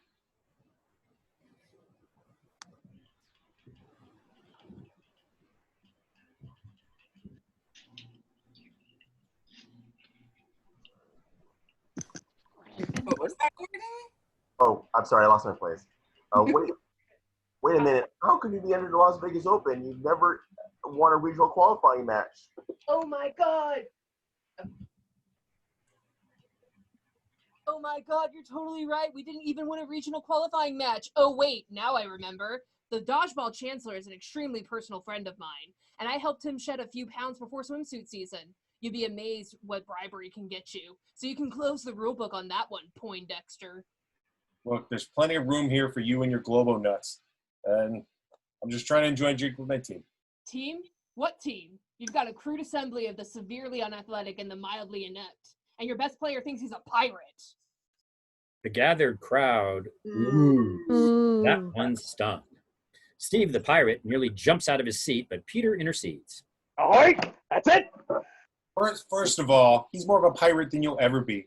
And secondly, we don't know who our best player is. We've only had one game. It couldn't be any one of us at this point. You don't scare us. Peter stands eyeball to eyeball with White. That's great. Go ahead, make your jokes, Mr. Jokey Joke Maker, but let me hit you with some knowledge. You should quit now and save yourself the embarrassment of losing with these losers in LaFleur. Alliteration aside, White, I think I'll take my chances on the tournament. Yeah, you will take your chances. I know, I just said that. I know you just said that. Okay, I don't know where you're going with this. Well, I'm not sure where you're going with this. That's what I just said. That's what I'm saying to you. All right. A B. Touché. Bring your bib, LaFleur. It's gonna get messy. Like you anytime, anywhere. White smiles. Really? Smash cut to thick white chalk, dragged across rugged parking lot pavement, forming the outline of a court. We're at the exterior of O'Houlihan's parking lot moments later, where the entire bar and then some has gathered. Trucks and cars come to abrupt stops, turning on their headlights. Chunk, chunk, chunk, illuminating the rectangular playing court. With the night air, the white light from the headlights, and the 250 people standing so closely together, this looks more like an old-school rumble than a pickup dodgeball game. Souvenir vendors roam the growing crowd, selling foam #1 hands, churros, oranges, and inflatable tchotchkes. Onlookers exchange money, taking and making ridiculous bets. Kate watches the building spectacle, amazed and worried. On the blacktop court, White leads his team through practice stretches and throws. They look unbeatable. Average Joe's team stands in a small circle, confused, cold, and frightened. Nervous, everyone is talking at once. No, would now be a bad time to remind everyone that earlier today we got ass thumped by a troop of 11-year-old Girl Scouts?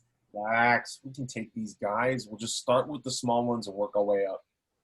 I think they ate their small ones, Peter. Is this core regulation? I don't think this is core's regulation. Do you? Come on, guys. You'll be fine. We'll all be fine. These guys aren't so tough. Our team turns to see Michel as he tears apart a dodgeball with his teeth, then begins to chew it like cud. Everyone looks at Peter. Are you serious? Okay, I think this might have been a bad idea. Might have. Don't worry. I'll just call the whole thing off. We'll forfeit, and everyone will go home. No harm, no foul. The team looks at Peter, not buying it. Trust me, guys. What are they going to do? Force us to play? Peter heads out of the circle towards center court just as a woman standing on top of a car holds an air horn high. Hey, White, we forfeit. Game on! Whap! The air horn sounds and whap! Peter is instantly hit in the face by a dodgeball and goes down hard, out cold. Dwight and the rest of the squad see what's going on and bolt, ducking and dodging oncoming dodgeballs that whiz past them. Dwight turns just in time to duck a ball that whips past his head, hitting a random vendor. Dwight turns to see Michel smiling at him. For this. Dwight tries to run off the court, but is roughly shoved back into the game by some tough-looking patrons. The rest of the team does their best, ducking and dodging in the onslaught. Steve the Pirate is the only one crazy enough to throw a ball back, but whack, he's taken out quickly. Fairly nimble, Justin avoids a 3-ball burst. Hey, kid, nice work. Here, catch. White tosses his dodgeball high in the air. Justin looks up, and White pulls another ball from behind his back, pegging Justin in the gut. White gives Kate a wink and a thumbs up. Kate is weirded out by the attention. Owen covers up in the fetal position as thump, thump, thump, he's out. Frank ducks 1 ball only to be hit by 2 more. Chubby and out of breath, Gordon takes a toke on his inhaler just as, whack, he gets hit in the throat, doubling over. As Average Joe's team is decimated, the crowd cheers wildly, laughing and high-fiving, all except Kate, who looks on wishing she could do something. We also catch the portentous outline of a man in a wheelchair, watching the dodgeball action with a seasoned eye. Suddenly, Dwight's the only one left. He turns to see Michelle clutching a ball and taking aim. Dwight decides the only thing left. Whoa, brother, come on, man. We gotta stick together. This is the white man's game. We gotta squash the hate, dog. Right? Brother? I ain't your brother, but you my bitch. And with that, Michelle whips his ball, tagging Dwight in the testicles. The crowd, an audible wince as Dwight doubles over and falls to the ground. Dissolve to exterior O'Houlihan's parking lot later. The parking lot is empty. O'Houlihan's neon sign offers the only glow. Everyone has gone home. Everyone except Peter, who, rubbing his head, bends down to unlock his bike. The spokes of a wheelchair enters frame. Then a voice. That was the worst goddamn dodgeball display I've seen in 40 years. Backlit by a street lamp, Peter can only make out the outline of a man in a wheelchair, smoking a refreshing cigarette. Yeah, well, everyone's a critic these days. I ain't a critic, but I know everything there is to know about the greatest sport to ever grace this miserable rock. I know how it's supposed to be played. You got a crap thunder and piss lightning out there, and you all ran around like a bunch of dickless chickens in heat. No teamwork, no strategy, no fire in your belly, son. If you want dodgeball victory, you got to grab it by the haunches and hump it into submission. That's the only way. Peter looks around, a little worried by this strange fellow. Okay, crazy guy. I'm gonna leave now. I ain't crazy, and I ain't a guy. The man wheels forward into the light, revealing his bombardier jacket and silk scarf. The O'Houlihan sign is framed perfectly behind him as he flicks away his cigarette and says with a growl, "The name's Patches O'Houlihan, and I'm your new coach." Patches smiles through his yellowed teeth. Peter looks dubious. Patches O'Houlihan? Cut to interior Average Joe's gym, mini gym day. Peter and the team sit around, waiting. Dwight's still trying to figure this out. That guy from the dodgeball film? Yeah, he wants to coach us. And you said yes. I mean, I really didn't have a choice. Besides giving our showing last night, I think we could use a steady hand of a seasoned dodgeball coach like the bit of us all. Dwight shrugs. All right, but he's not weird or anything, is he? No, he's perfectly normal. Boom! The gym doors fly open. An inspiring military march rises as Patches O'Houlihan, backlit by an amazing amount of light, motors toward us, stopping short to take one long last drag of his refreshing cigarette. He flicks it away and looks over the squad with a steely gaze. I love the smell of queef in the morning. Dwight looks at Peter. Normal? I mean, normal for us. Run up, ladies! Peter and the team hurry to line up. Patches wheels past them, sizing each one up as he goes. If you're going to be true dodgeballers, then you got to learn the 5 Ds of dodgeball. Dodge, duck, dip, dive, and dodge. If you master the 5 Ds, no amount of balls on earth can hit you. Justin raises his hand. Little bitch. Who, me? What do you want? Shouldn't we learn by dodging balls or something? That's what this sack of wrenches is for. Patches has a burlap sack full of dozens of heavy wrenches. You can dodge a wrench. You can dodge a ball. What?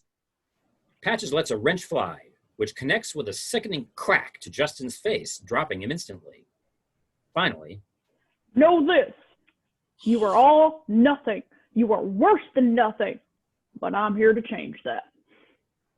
I will train you, I will mold you, and I will make you reborn in my image as dirt-eating, sheep-licking, death-defying dodgeball players. Or I'll kill you all trying. Patches smiles through yellow-stained teeth. My name is Patches O'Houlihan, and I am your god. Any other questions? Oh my god. Oh. Patches, are you sure this is completely necessary? Necessary? Is it necessary for me to drink my own urine? Probably not. No, but I do it anyway because it's sterile and I like the taste. Okay. Patches blows into his coach's whistle. As we smash cut to the training montage. We track across the faces of our team, drenched in sweat and very near collapse as they sprint on their treadmills. Come on, you pansies. I ain't even broke a sweat yet. Thumbing the joystick forward on his motorized wheelchair, Patches keeps pace nicely on his treadmill. Cut to Peter and the squad, engaged in all manner of old-time calisthenics, toe touches, sit-ups, jumping jacks, rope climbs, and knee bends, very clearly near death. Jesus, mother of holy shit, I've got more talent in my bedpan. Pick it up, girls. Passing by with an armful of papers, Kate stops and leans in the doorway to watch the torture. Cut to the team. As we track across their faces, each one an image of wondered horror. They're looking at the Dodgeball obstacle course. Part Rube Goldberg wet dream, part Indiana Jones booby trap. A corridor of spring-loaded bamboo poles, a balance beam with sections cut out, replaced with upturned nails, monkey bars dripping with oil, traverse a kiddie pool filled with brown septic water, dropping sandbags plummet to the floor randomly throughout the course. Lastly, a number of miniature catapults surround the course, each loaded with rotting fish. If you're going to be true dodgeballers, you must learn the ancient dodgeball dance of those goddamn foul-smelling fishmongers. Dwight leans over to Owen, whispering. How the hell did he build this thing? Owen shrugs. Beats him. Whoosh! Peter ducks as a flying fish smacks an unsuspecting Gordon in the face, crumping him to the ground. Steve takes a wild wrench to the eye. Peter takes in the insanity of the obstacle course. Well, Patches, it's pretty simple to me. That's why you're doing it blindfolded, LaFleur. Patches pulls off his scarf, throwing it to Peter. If you're going to be the captain of this squad, you got to be able to dance this dance in the dark. Peter looks at the course again. You got to be kidding me. Let's go, my little moon sprites. We ain't got all day. Music kicks back up as we see the team negotiate the course. I've got 2 weeks to whip you suck-ass failure junkies into shape. Come on, I got better runs in my shorts. Justin shimmies through the bamboo poles. Whack, taking one in the shin, doubling him over. Then smack, one across the nose, sending him to the ground, both hands covering his face. Owen makes a mistake and thud, is punched in the genitals by a boxing glove on an accordion hinge. Dodge, duck, dip, dive, and dodge. Steve the pirate, now rocking an eye patch, falls from the monkey bars and lands, splat, face first in the kiddie pool of brackish water. Steve spits out some of the water. Gross. I got better runs in my shorts. For his part, the blindfolded Peter seems to be making his way until, splat, he is flushed in the face by a flying fish. Frustrated, Peter pulls off his blindfold just in time to, whoosh, duck the machete that would have decapitated him. Dodge, duck, dip, dive, dodge. Interior Average Joe's Gym, mini gym. You catch a ball, one of theirs goes out, one of yours comes back in. That's how you hurt them. That's how you win. Each team member, his back to us, spins on Patch's whistle, ready to catch a dodgeball already on its way. Everyone handles the drill well, except for Gordon, who keeps dropping ball after ball, each one more embarrassing than the last. Holy hell, son. You're about as useful as a cock-flavored lollipop. Next. Cut to the dodgeball obstacle course, where the team, through the struggle, has started to find the rhythm of this dance, which seems to be a disturbing blend of the Macarena and a peyote-induced hallucination. Cut to exterior Average Joe's Gym, day. Owen and Dwight dump trash bags into the dumpster, ducking and dipping in time to the dodgeball rhythm playing in their heads. Interior West Davenport High. Justin cruises the hallways, practicing his dodgeball dance. Suddenly, he spots the beautiful Amber, and whack, runs right into an open locker door. Interior Average Joe's Gym, hallway. A door opens and Peter's dodgeball dances down the hallway. Kate leans out of Peter's office, puzzled at the sight. Interior Average Joe's Gym, mini gym. A golf mannequin, and other sporting good store mannequins are jury-rigged into a rudimentary pulley system which shuttles them back and forth like shooting ducks in a gallery ducks. The team rolls and dodges oncoming balls being shot at them by Patches, who sits on what looks like a modified gas-powered tractor moved. Swoop, swoop, swoop. Let's go, you big bunch of bitches. Balls whiz past the team as they dodge and return fire. Peter's ball misses the target mannequin, rolling to a stop in front of Kate, who was just passing by. She picks up the ball curiously. Whoa. A moment of hesitation, then Kate rockets it back underhanded. Whack! The ball hits dead on, knocking the mannequin flat. An amazing throw. Everyone stares at Kate, dumbfounded. What, 8 years of softball? Peter, Dwight, and Frank stand together by the golf mannequin that holds a 9-iron. Oh, she's got to be a lesbian. A lesbian. I don't care if she's from Neptune. That girl could play. Peter heads off in Kate's direction, and now Frank, the background player, finally says something. Too bad there isn't a spot on the team for her. An idea slowly slides across Dwight's face, and Dwight, who's never liked Frank, grabs the 9-iron from the golf mannequin and crack, smashes Frank's ankle. Ah! Frank falls to the floor, howling in pain. Oh my God, Frank broke his ankle. Cut to interior Average Joe's gym, Peter's office. Frank is on crutches. The team pleads their case to Kate. Please. You. Frank's ankle won't be healed in time for the tournament. Actually, the doctor said that I should be fine. Shut the fuck up, Frank. I don't know. Peter steps in. Come on, guys. She works for Globo Gym. What's that supposed to mean? Well, what do you think White would say if he found you're playing with our squad? Firstly, it's preposterous. Firstly, that presupposes that I care what White Goodman thinks. He's my employer, not my father. And secondly, if I let what a man thought stop me from doing what I wanted, I'd be wearing a bra right now. That gets everyone's attention. And for the record, I find White Goodman extremely creepy and Globo Gym and everything it stands for loathsome. You really hate what they stand for. Prove it. Play with us and we'll get a chance to beat White Goodman's Globo Gym and every loathsome thing they stand for. Time to put your mouth where our balls are. Excuse me? Please, Kate, we need you. Kate thinks for a moment, looking over the team, each one more desperate than the next. They really do need her. Finally, she breaks a smile and says, Okay, boys, let's get it on. a highly marketable pop song slams up as we cut to Peter ducks, rolls, and throw. Kate hits a mannequin dead center. Justin dives to catch a ball. The team, Kate included, does quick feet drills, ducking, dipping, diving, and rolling with every blow from Patch's whistle. With Kate on board, they're starting to improve. Good, that's it. Interior, the dodgeball obstacle course, stay. Though it's still a ridiculous feat, the team moves through the obstacle course with better timing. Even the blindfolded Peter doesn't look completely lost. Interior Average Joe's gym, mini gym. The team ducks and dives, dips and dodges, the balls shot at them by Patches. They return fire with precision. Sitting on his gas-powered dodgeball launcher, Patches likes what he's seeing. You've got it now. Crap that thunder. Piss that lightning.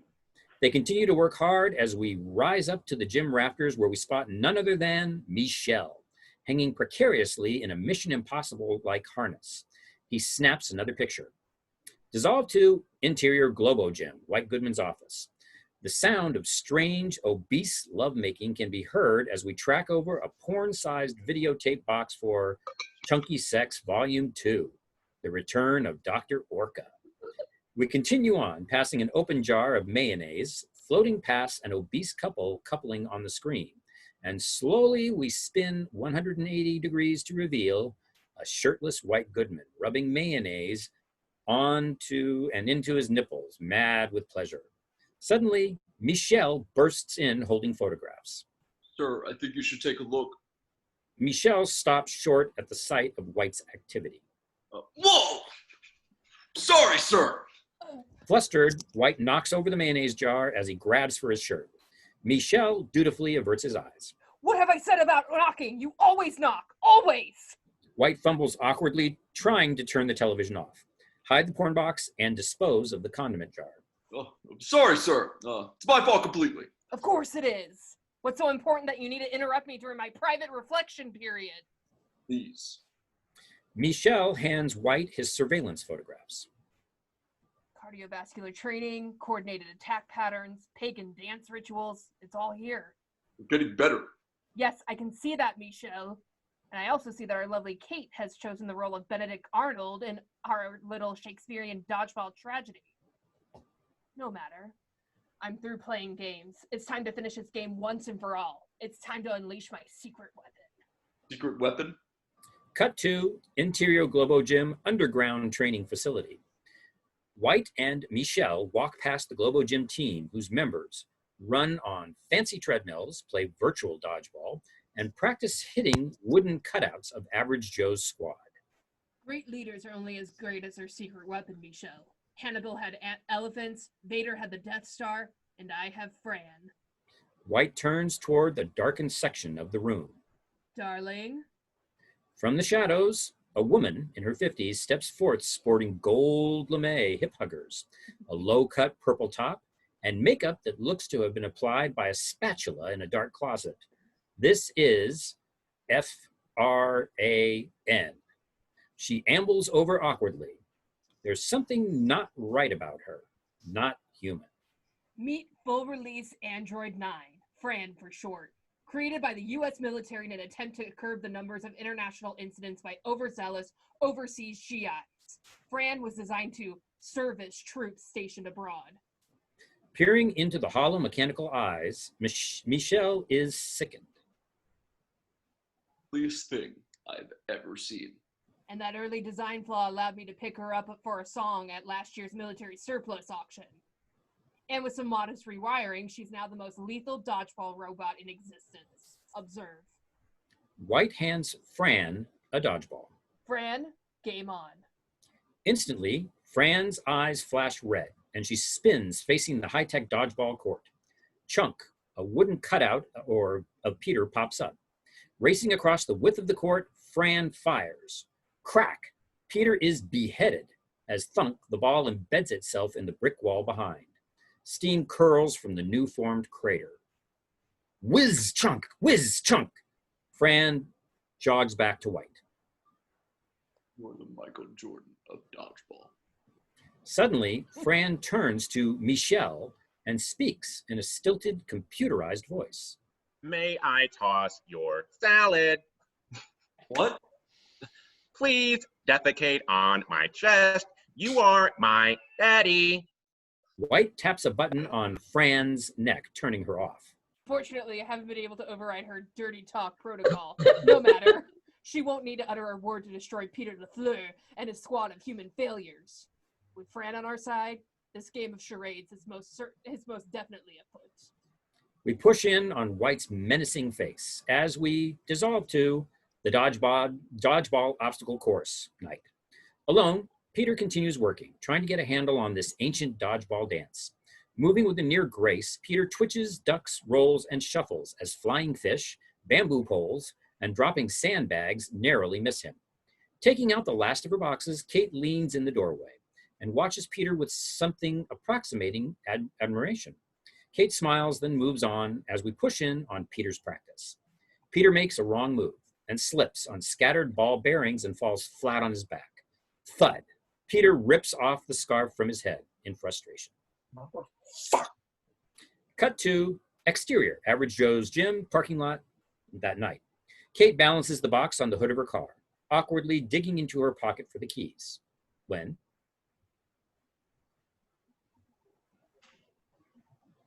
Oh, Kate. Ugh.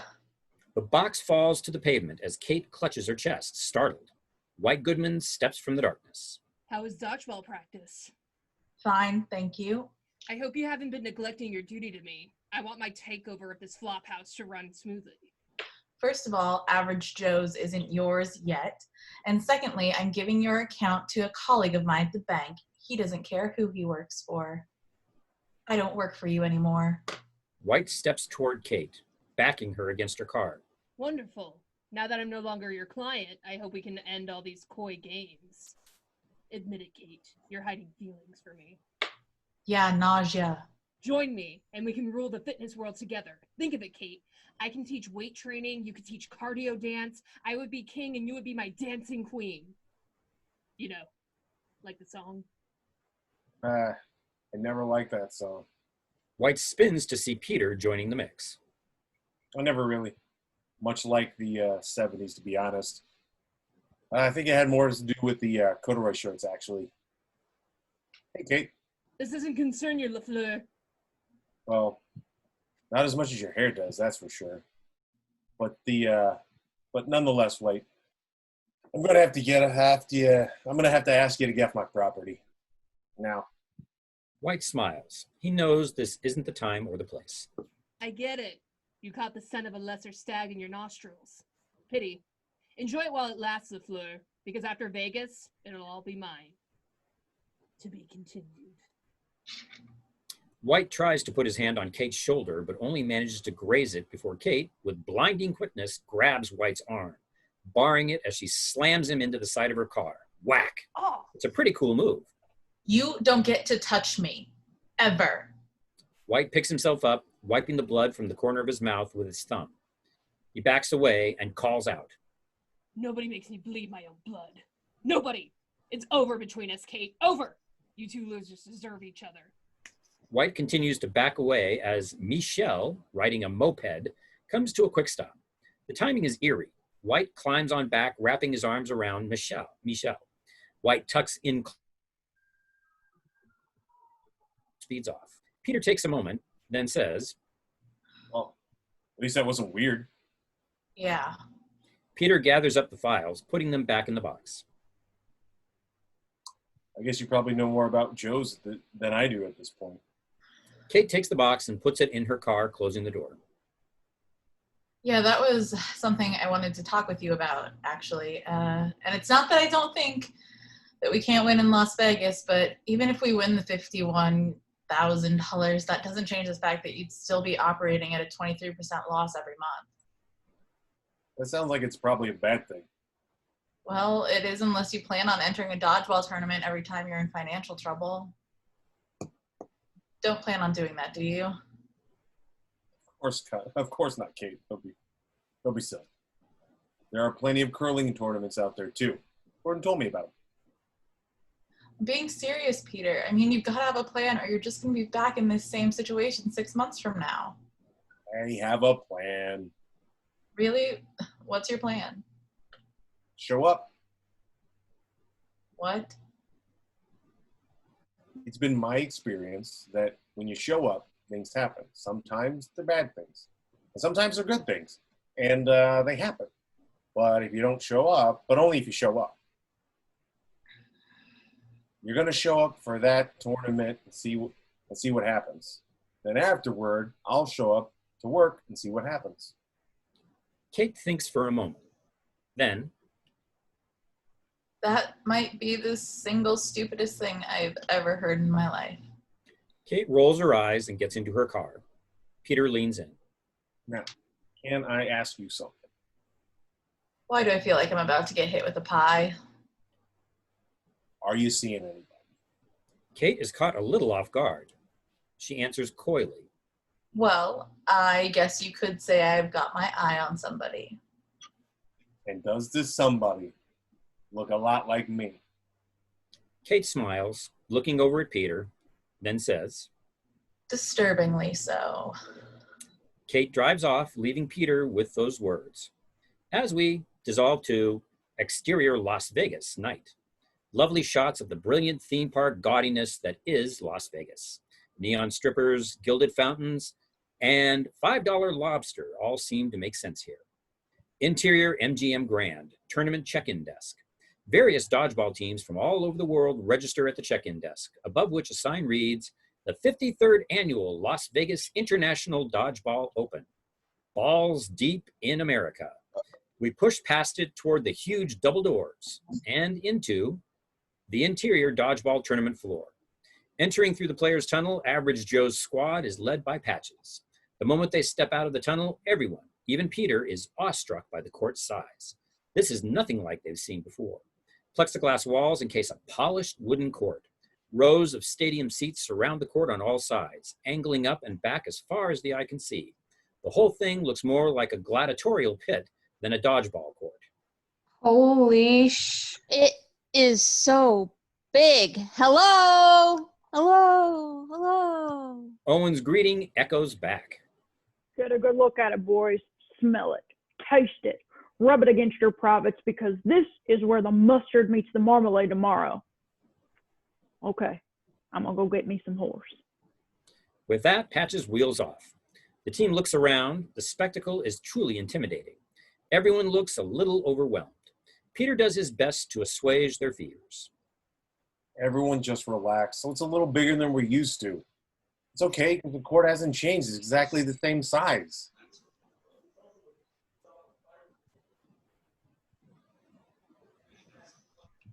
Actually, Peter, it's 1.5 feet wider. Everyone turns to see Gordon winding up his tape measure. This is an international court, which means it's also 3 feet longer, too. That's not the news everyone was hoping for. Okay, put that thing away. What I mean is, metaphorically, the court is exactly the same size as the one we're used to. I don't know, Peter. Maybe this was a mistake? Did you guys know they're going to televise this on television? No, no one told me that. Hey, guys, come on. We'll be fine. We've trained hard, and we're hungry for victory, and we've got a lunatic for a coach. I don't see how we can lose. I do. Wright and his Globo Gym team arrive on the court, squaring off with Peter's squad. Looks like you've decided to go through with this little plan of yours, LaFleur. Looks like you have to. Touché. Off to the side of the group, Owen stares starry-eyed at F.R.A.N. Angelic music lets us know he's smitten. White notices Owen noticing F.R.A.N. Oh, I almost forgot. Let me introduce you to our newest team member, F.R.A.N. F.R.A.N. steps forward. Dwight recoils. Gross. She may not be much to look at, but she's deadly with a dodgeball. White hands F.R.A.N. a dodgeball. Show them. F.R.A.N. turns and quickly fires the ball. We whip pan to a janitor, cleaning the seats in the stands. Whack! He's hit in the head by a dodgeball, instantly falling slack to the ground. Another janitor runs over, screaming. Larry! Oh God, Larry, why? Why? Janitor 2 cradles Larry in his arms, holding on to the only man he's ever loved. No! We crane up above him as he shouts to the heavens. Back to. Deadly. Good luck tomorrow. And with that, White and his crew strut off. Peter's team is a little shaken by the confrontation. I think that guy might really be dead. Peter shared a concerned look with Kate as we slowly dissolve to an ancient deflated dodgeball. Stirring orchestral music comes up as we move slowly over the stitched leather ball. Las Vegas, a city built upon sand, broken dreams, and $5 lobster. A city where you can get a happy ending, but only if you pay a little extra. A city home to a sporting event greater than the World Cup, World Series, and World War II combined. It's a game of glorious tradition.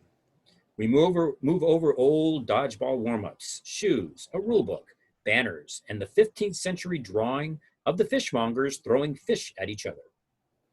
A timeless battle requiring strength, agility, and a vast reservoir of gumption. It's now clear we're in the middle of a hideous sports intro package. Black and white footage of classic dodgeball moments dissolve one into the other. A game played throughout the world, but known by only one name, Dodgeball. Interior dodgeball tournament floor, ESPN 8 desk. We get our first look at Cotton McKnight, the pleonastic play-by-play announcer for the tournament. Hello everybody and welcome to this year's annual Las Vegas International Dodgeball Open, brought to you exclusively on ESPN 8 The Ocho, bringing you the finest and seldom seen sports from around the globe since 1999. If it's almost a sport, we got it here. We're coming to you live from the Las Vegas University Learning Annex. My name is Cotton McKnight, and with me, as always, is my partner in crime, Pepper Brooks. Pep? Widen to reveal Cotton McKnight's color commentator, Pepper Brooks, in his 30s, whose nose clearly resembles the drooping, bulbous head of a circumcised penis. Thanks, Cotton. I tell you what, this tournament looks to be nearly the best in a decade. With 32 teams in play, 4 wins gets you into the championship game, but it's that 5th win that gets you the $51,327.23 that everybody's chasing. Cotton? Well, folks, there is an electricity in the air, a palpable hue of anticipation. Immortality 5 simple victories away. They come from all over the world, from Kathmandu to Timbuktu, and all points in between to compete in the one true human test, Dodgeball. It's all up to these brave warriors now, who, as we speak, prepare for this mortal battle of flesh, and will make like the knights of yore. Cut to a toilet. Justin's head lurches into frame as he pukes his brains out. Interior locker room. Same. The squad sits on fold-out chairs, looking nervous. Gordon signs for a large FedEx cardboard box. Justin walks in from the bathroom, wiping his mouth with the back of his hand. Sorry. Nerves. Hey, what's in the box, Owen? Well, I figured that a real dodgeball team should have real dodgeball uniforms, so I threw out those old ratty ones and I designed these myself. Owen rips open the top. I hope they fit. And pulls out a black leather corset. Nice. Wait, this isn't right. Owen continues to dig, pulling out all manner of S&M paraphernalia, gimp balls, strange leather underwear, and bondage gear of all kinds. Even Dwight blanches at a particularly painful-looking strap-on dildo. Jesus, Gordon, I don't even like that stuff in my porn. I don't understand. This isn't what I ordered. Cut to interior MGM Grand Hotel convention room, where a group of S&M enthusiasts open an identical cardboard box, pulling out Average Joe's shiny new dodgeball uniforms. The S&M enthusiasts are confused. This isn't what they ordered either. An elderly S&M enthusiast decked with hardcore piercings is absolutely nauseated by the uniforms. What's going on here? This is fucked up. Some people are sick. Back to interior locker room, where the squad looks a little concerned. What are we going to do? We'll just play in what we've got on now. Yeah, the ADAA requires that we wear matching uniforms. I don't think they require assless chaps, okay? Everyone just relax. We have plenty of time to find some other uniforms. Just then, Patches bursts through the door in his wheelchair. Come on, ladies. We got to be on the court now or we forfeit the game. Let's go. Chop, chop. I don't see any movement. Peter looks at his squad. They look at each other. Gulp. Interior dodgeball tournament floor, moments later. Dodgeball fans pack the stands around center court, waiting for the match to begin. Dancers move around center stage, barely dressed. How about those dodgeball dancers, folks? That's some good, clean fun, huh? Right there, eh? Cut. Right you are. A team of sweater-clad soccer moms, sporting frighteningly similar hair helmets, stretch, waiting for their opponent. The referee checks his watch. Here we have the soccer moms all the way from suburban New Jersey. But Pepper, it looks like we might have our first forfeit of the tournament by the relatively unknown team from Average Joe's Gymnasium, sending these scrumptious soccer moms to the salacious 16.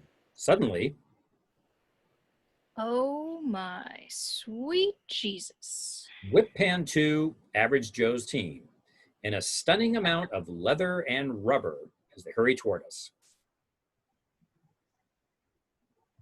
That's rad.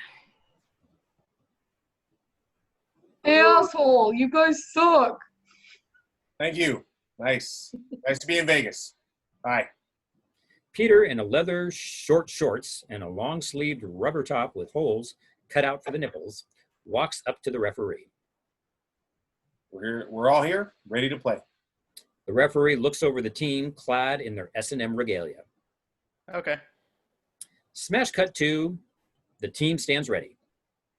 And we'll get our first glimpse of the Average Joe squad sporting some unwieldy uniforms. I feel like I'm watching a share video, Cotton. Average Joe's ready. Yar! Soccer Mom's ready. The soccer moms nod. Dodgeball. The referee blows his whistle. Game on. And we are underway. Instantly, the soccer moms are all over our team, taking the upper hand as our guys do their best to dodge and return fire in their unwieldy uniforms. Justin gets nailed and goes out. Dwight and Steve the Pirate run into each other, then whack, get eliminated. A hot soccer mom nails Owen in the face, pumping her fist. Now that's what I call a MILF. Peter pegs a soccer mom. Gordon clumsily drops a ball. Sigh. Patches O'Houlihan can't believe his squad is folding on him. Come on, boys. Don't roll over on me now. Fight. Aim for their testicles. Well, folks, it looks like Average Joe's might be heading home early after all. Then the tide begins to turn as Kate rifles one underhand, whack, blindsiding a soccer mom. The ball rolls away, caked in foundation makeup and eyeshadow. Look out. She's got a cannon on her. Kate nods to Peter. Come on, let's do this. Peter throws a ball, ricocheting it off the plexiglass and hitting a soccer mom from behind. Thunk! The crowd cheers wildly. An amazing throw by the captain, Peter LaFleur. Average Joe starts to gain confidence. Steve the Pirate ducks and returns fire. Justin picks up two balls, tossing one of them to Dwight as the both throw, eliminating two moms. The soccer moms are suddenly on their heels, ducking and dodging. Lost. An eliminated soccer mom sits down on the bench and eats an orange wedge from a Tupperware container. Kate and Peter run to the midcourt line and throw at the same time, hitting the final two soccer moms. The referee blows his whistle, motioning to Joe's side. Winner, Joe's.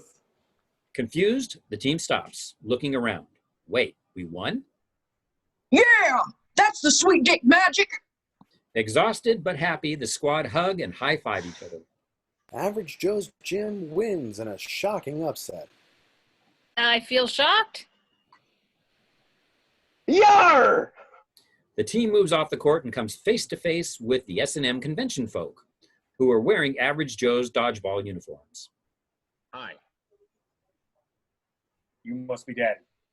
Peter removes his daddy collar and hands it to the S&M guy. Cut to a huge tournament bracket. Mounted to the wall, each of the 32 teams has its own wooden card with its name and logo. Peter stands with his team watching as Average Joe's wooden logo is moved into the next round. One down, 4 to go. Peter watches the Globo gym card advance as well.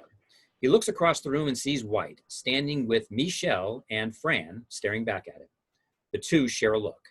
Stupendous music kicks in as we cross-cut between Average Joe's and Globo Gym during a stupendous dodgeball montage.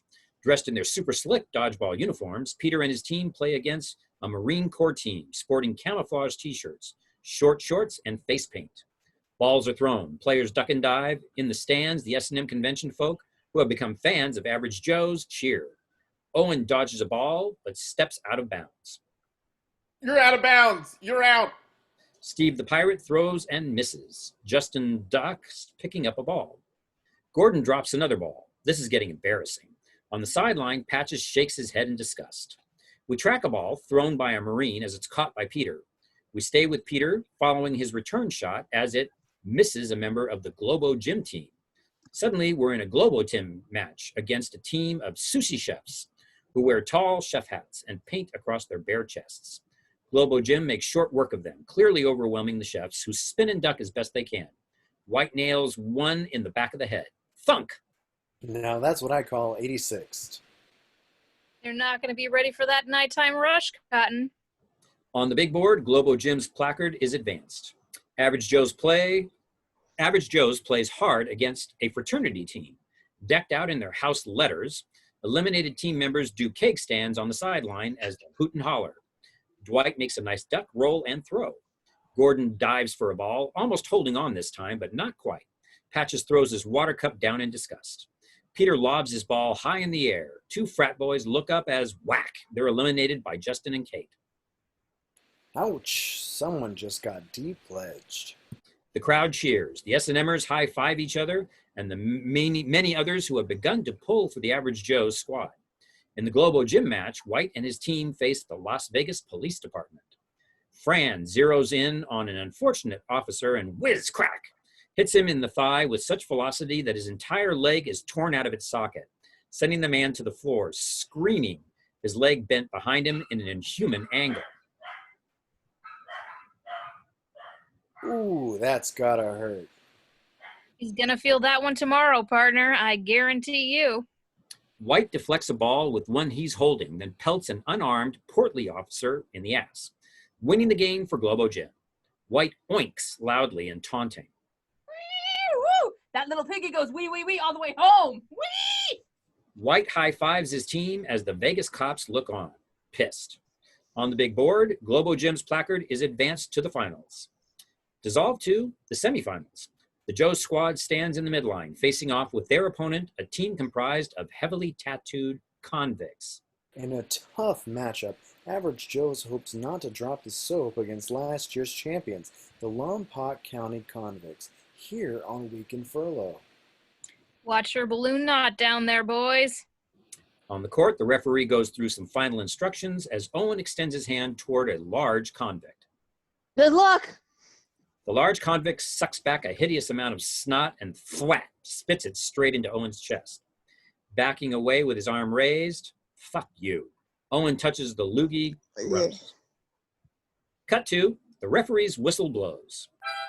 Instantly, our squad is in over their heads, ducking and dodging in a panic under the onslaught. In quick succession, Owen, Justin, and Steve the Pirate are hit. Peter manages to eliminate a convict, ducking return shots. Kate rockets one underhand, but this time it's caught by a creepy convict who licks the ball seductively. Defenseless Dwight is about to be eliminated by a convict when he points off court and calls out. Look, they're shanking the warden. The convict turns to look as Dwight grabs a ball and whack, eliminates him. Dwight smiles, but is suddenly hit himself. 5 players are left on the convict team. Just Peter and Gordon remain for Joe's. Neither one holds a ball. A convict player throws at Peter, who drives out of the way. In midair, Peter sees another ball coming at him. He twists his body, but it's no use. He gets hit in the knee and lands awkwardly on the point of his shoulder. Ah! The crowd oohs. The SM and Mers hug each other, nervous. Ooh, Peter LaFleur goes down hard. Thinking quickly, Gordon turns to the referee and calls.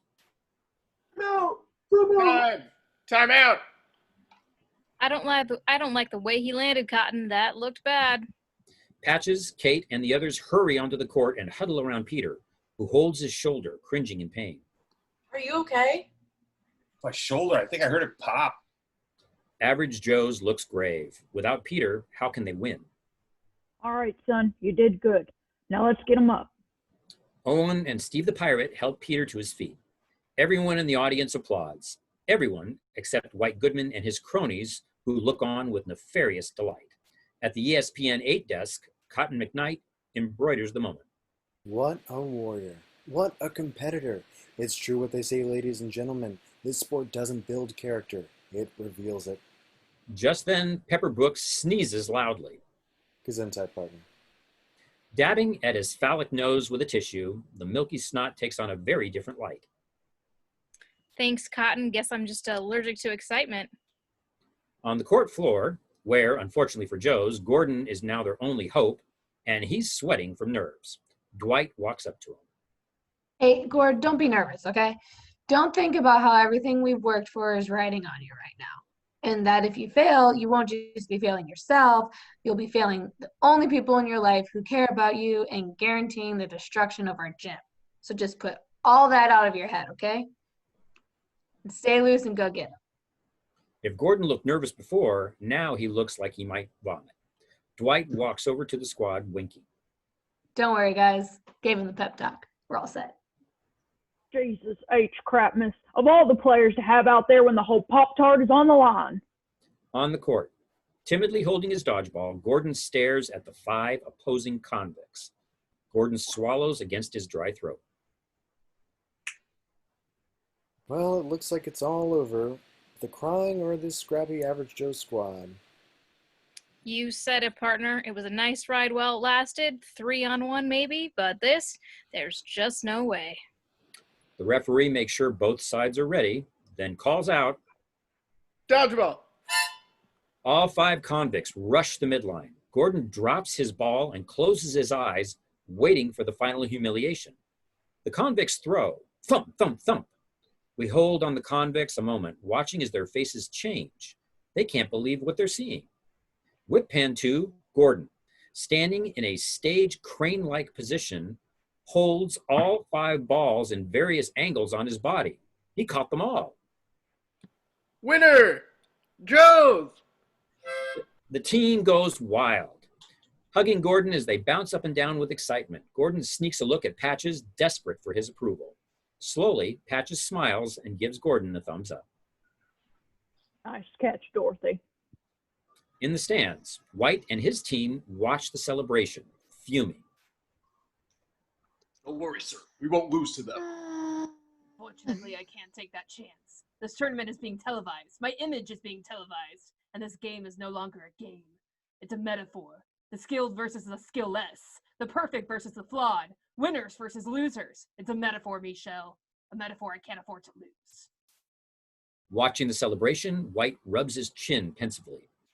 Peter LaFleur is in their heart. A heart we must take from them. Michelle snaps open a large Bowie knife and gets up to do it.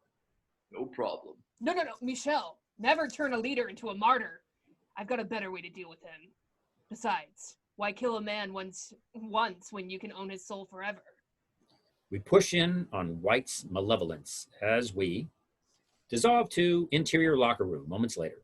The team changes out of their uniforms. Peter, his arm in a sling, enters the anteroom where Patches is waiting for him. You wanted to see me, Patches? Patches wheels around to face Peter. You did good out there today. Real good. You're a leader, LaFleur. Those men and the bushwhacker in there believe in you. Kate's not a... Here. This is for you. Patches tosses his white silk scarf to Peter. You can accept this. You earned it. You're a hell of a player, Peter. And you can play with my balls anytime. Peter smiles. It's a touching moment. Then, what do you say we go get a couple of blistering hand jobs to celebrate? My treat.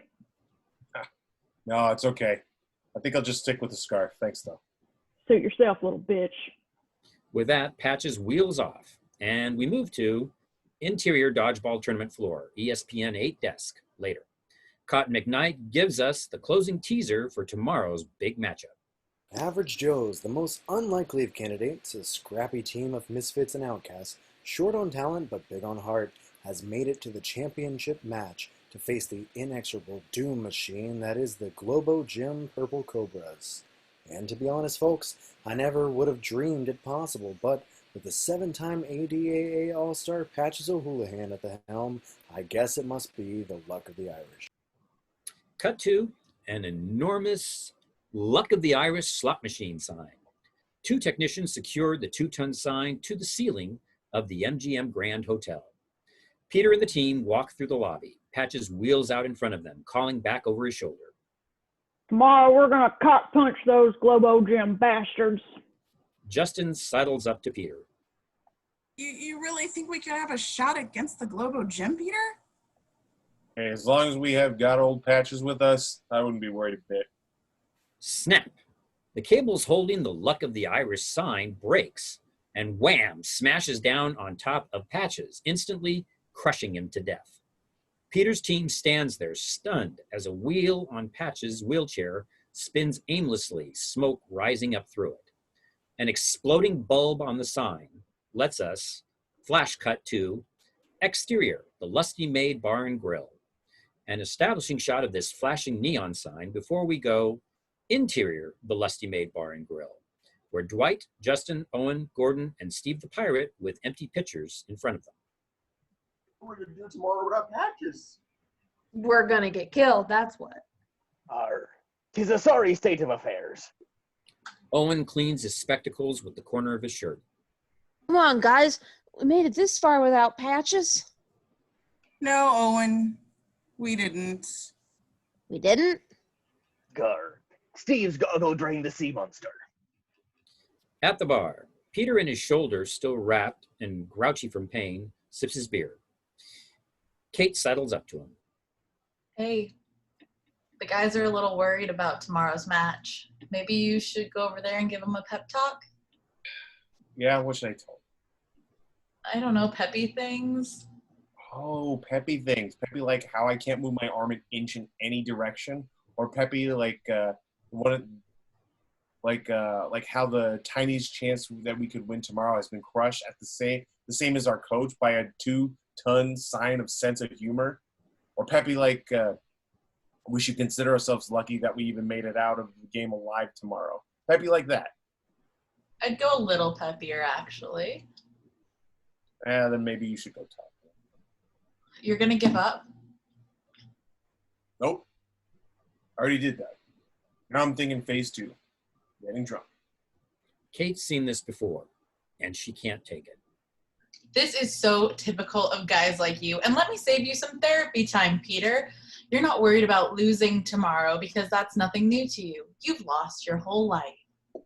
Truth is, you're so terrified that we might actually win tomorrow that you'd rather give up than find out. Peter can't stand this anymore.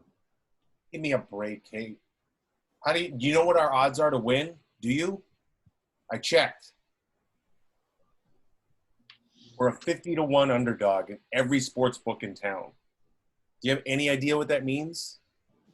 It means they're giving us a chance, which is more than I can say for you. That's it. This conversation is over. Peter slugs back the last of his beer and heads for the back door. Yeah, well, see ya. Where are you going? Bed. Care to join me? Didn't think so. Leaving Kate, Peter turns down the back hallway, where suddenly Steve the pirate steps out of the restroom. Gar, matey, where are you heading? Peter continues on, not acknowledging Steve. Peter? Steve puts his hand on Peter's shoulder and boom! In a flash, Peter slams Steve against the wall, pinning him there.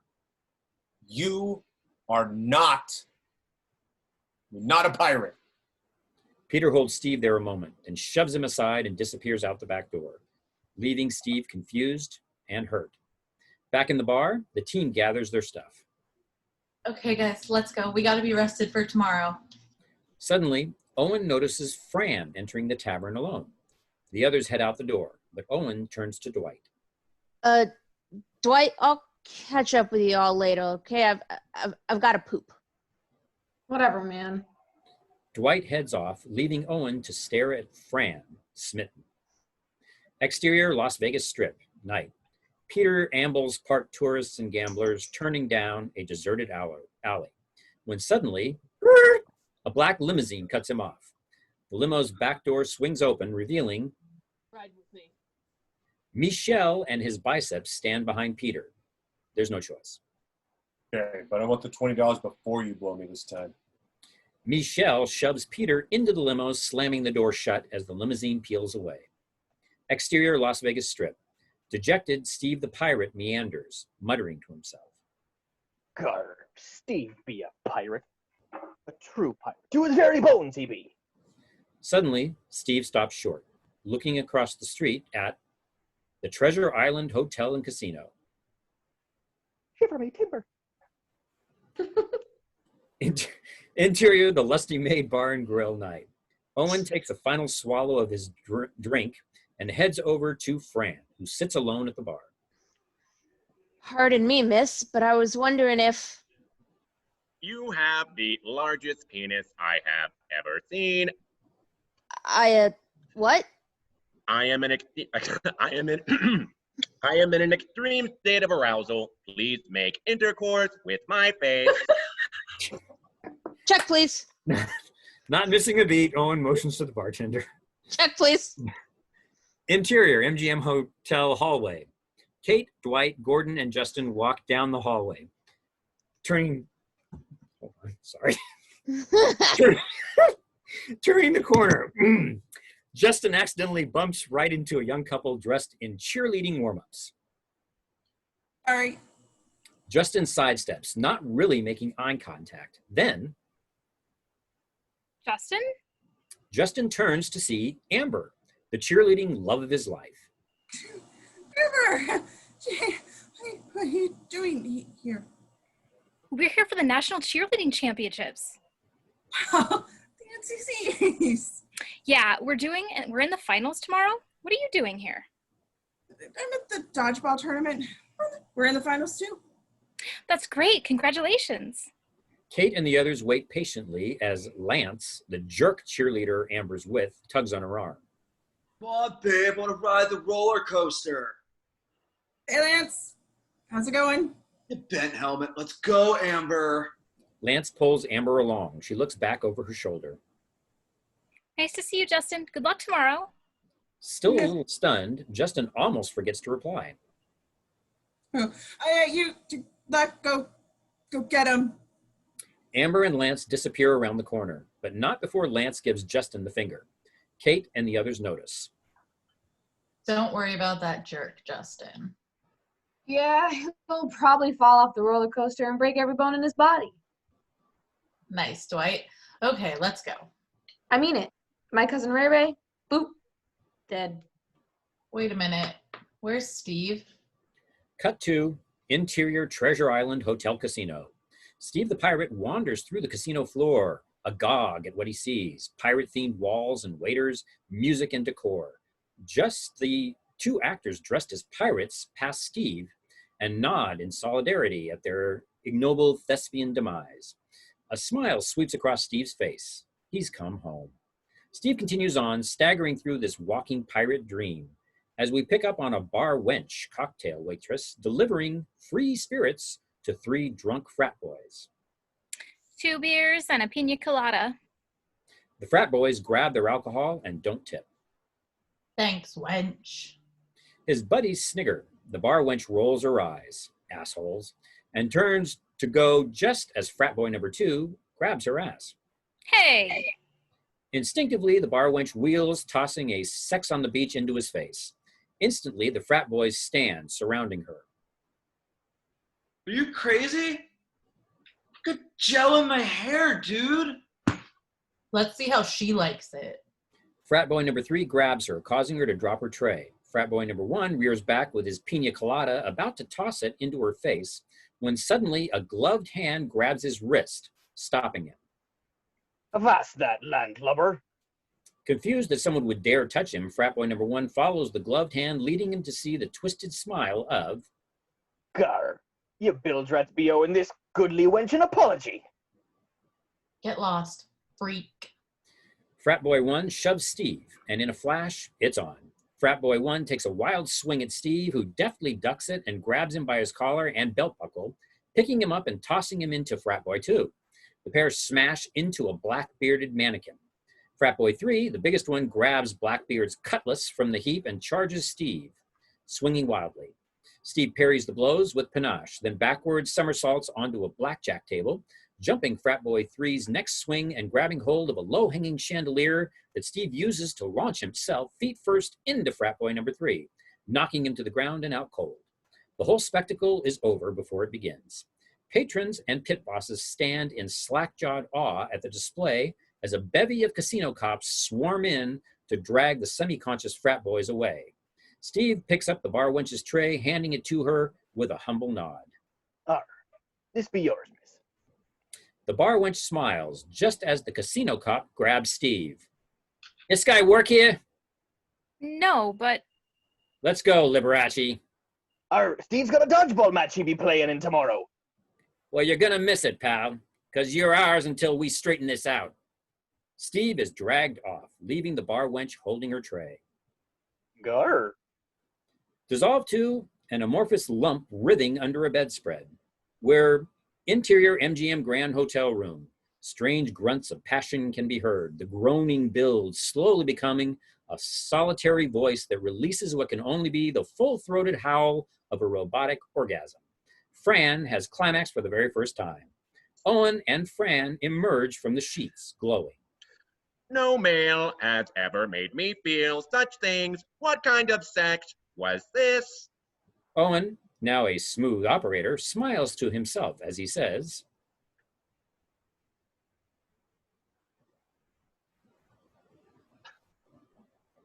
Say again? Couldn't hear you. Come on, And Owen. my mic was up. I forgot. Making love, baby, making love. He gives F.R.A.N a post-coital cigarette, lighting it as we push in on the flame and match cut to a Zippo flame held in front of a Cuban cigar. It puffs to life, where interior White's hotel suite.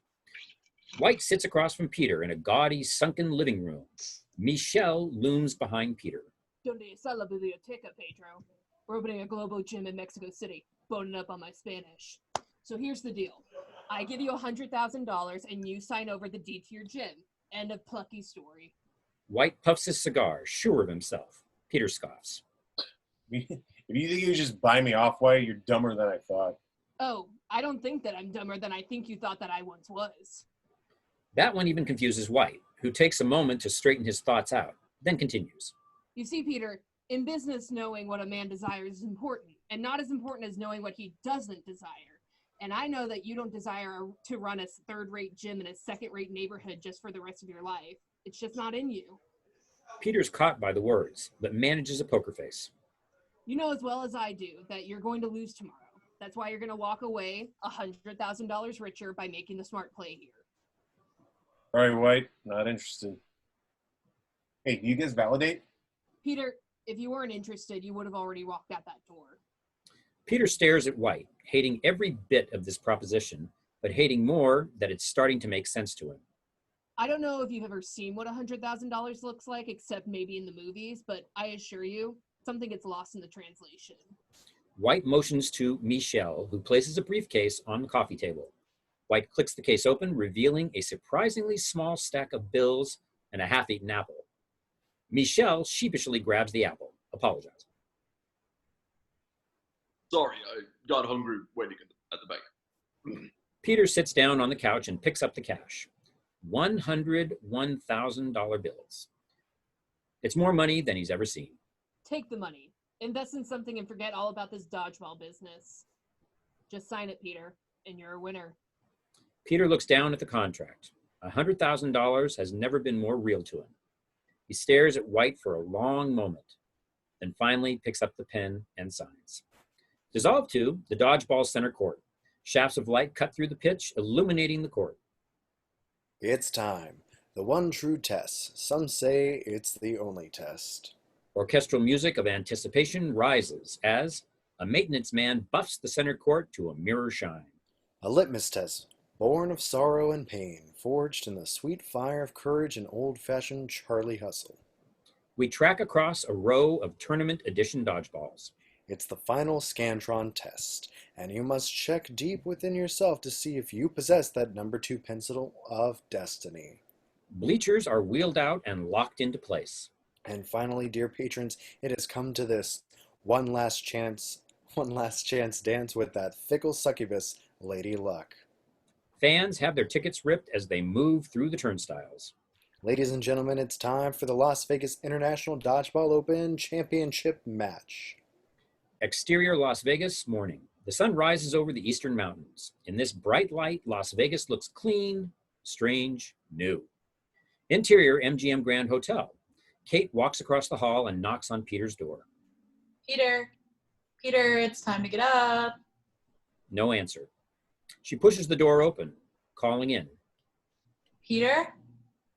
Interior Peter's hotel room, continuous. Kate walks into the room and sees that it's empty.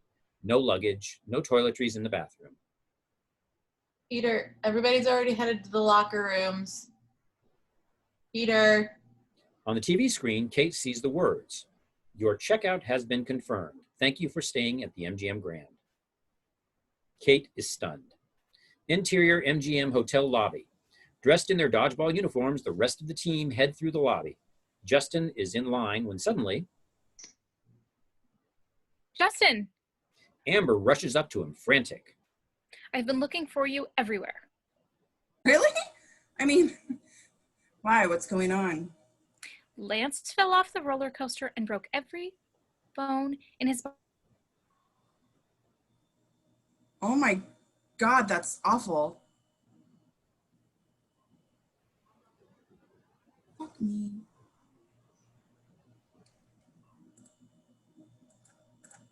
Say again, Amber? Say it again. Where did you guys lose me? Sorry. We didn't. You didn't? No.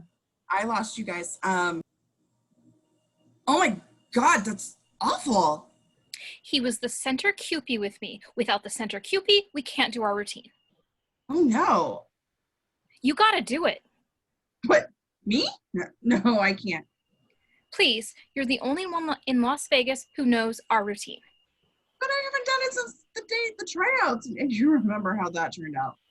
Amber cringes, remembering. Yeah, that was pretty gross.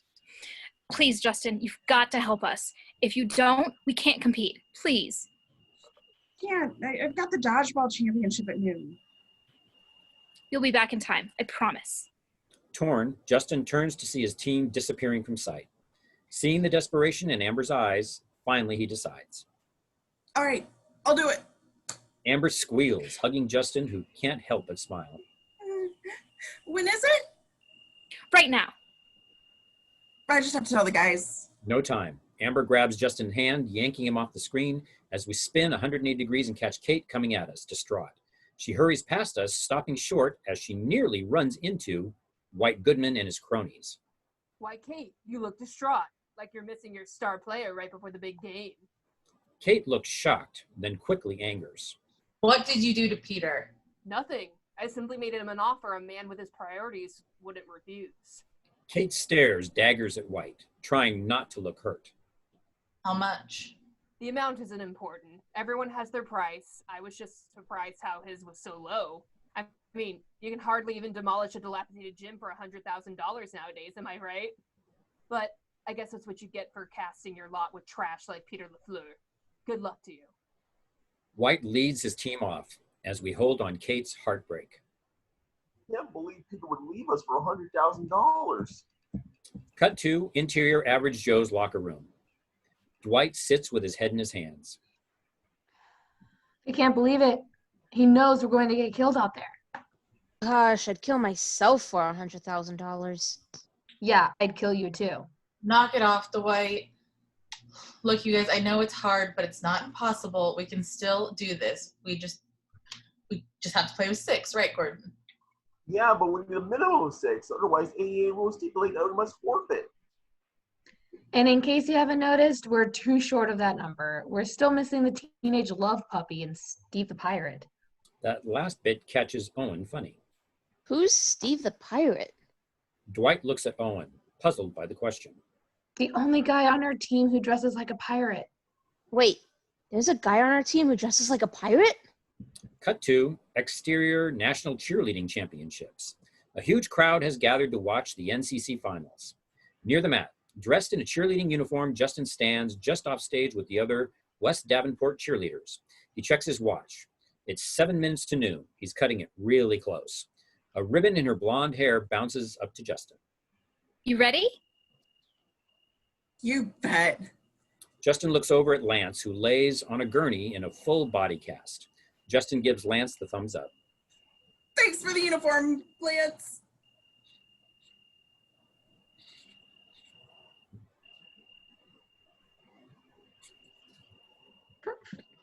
Fuck you. And now, the last squad in the final competition. Let's hear it for the West Davenport High Charging Donkeys. The crowd cheers and Justin runs out with the team. A club music mix blasts from the speakers as we begin a montage of Justin, moving and turning, jumping and clapping in perfect sync with the rest of the team. Justin even uses some of his dodgeball dance moves to spice things up a bit. The crowd loves it. Justin comes to the finale with Amber in front of him. She sneaks a peek at him. Justin winks at her confidently. A breath, then he lifts her, tossing Amber high into the air where she spins in slow motion for a long moment. Then, whoosh, regular speed returns and Amber descends in a blur. Justin catches Amber perfectly, and they both hit their marks in time, smiling broadly as the music cuts out. The crowd goes wild. So do the West Davenport Donkeys. Amber screams with joy and hugs Justin. You did it. You did it. That was perfect. You were perfect. Justin is caught up in the moment, then suddenly remembers. Oh my God, I gotta go. What? You're not staying for the trophy? Sorry, Amber, I've got my own trophy to win. Justin hurries off, leaving Amber disappointed. A moment passes, then Justin rushes back in, grabbing hold of Amber and kissing her hard. Justin lets go. Amber swoons. Now I'm going. And with that, he's gone, just like the Lone Ranger. Cut to interior locker room, where things are much the same. Arr, shiver me timbers, blow the man down. Steve the pirate, scurvy. Owen blinks, confused. Nope, not ringing any bells.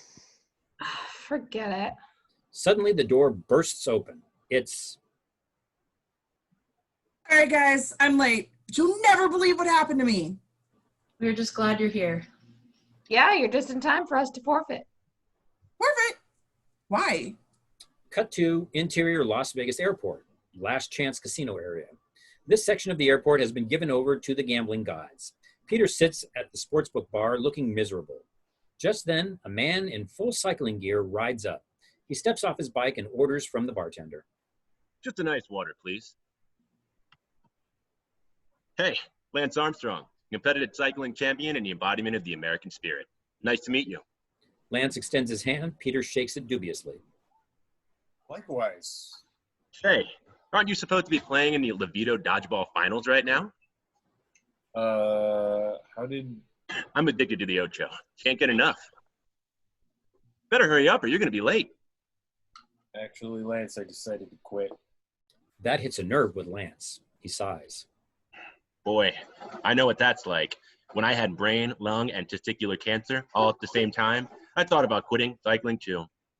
But with the faith, cheating, nice.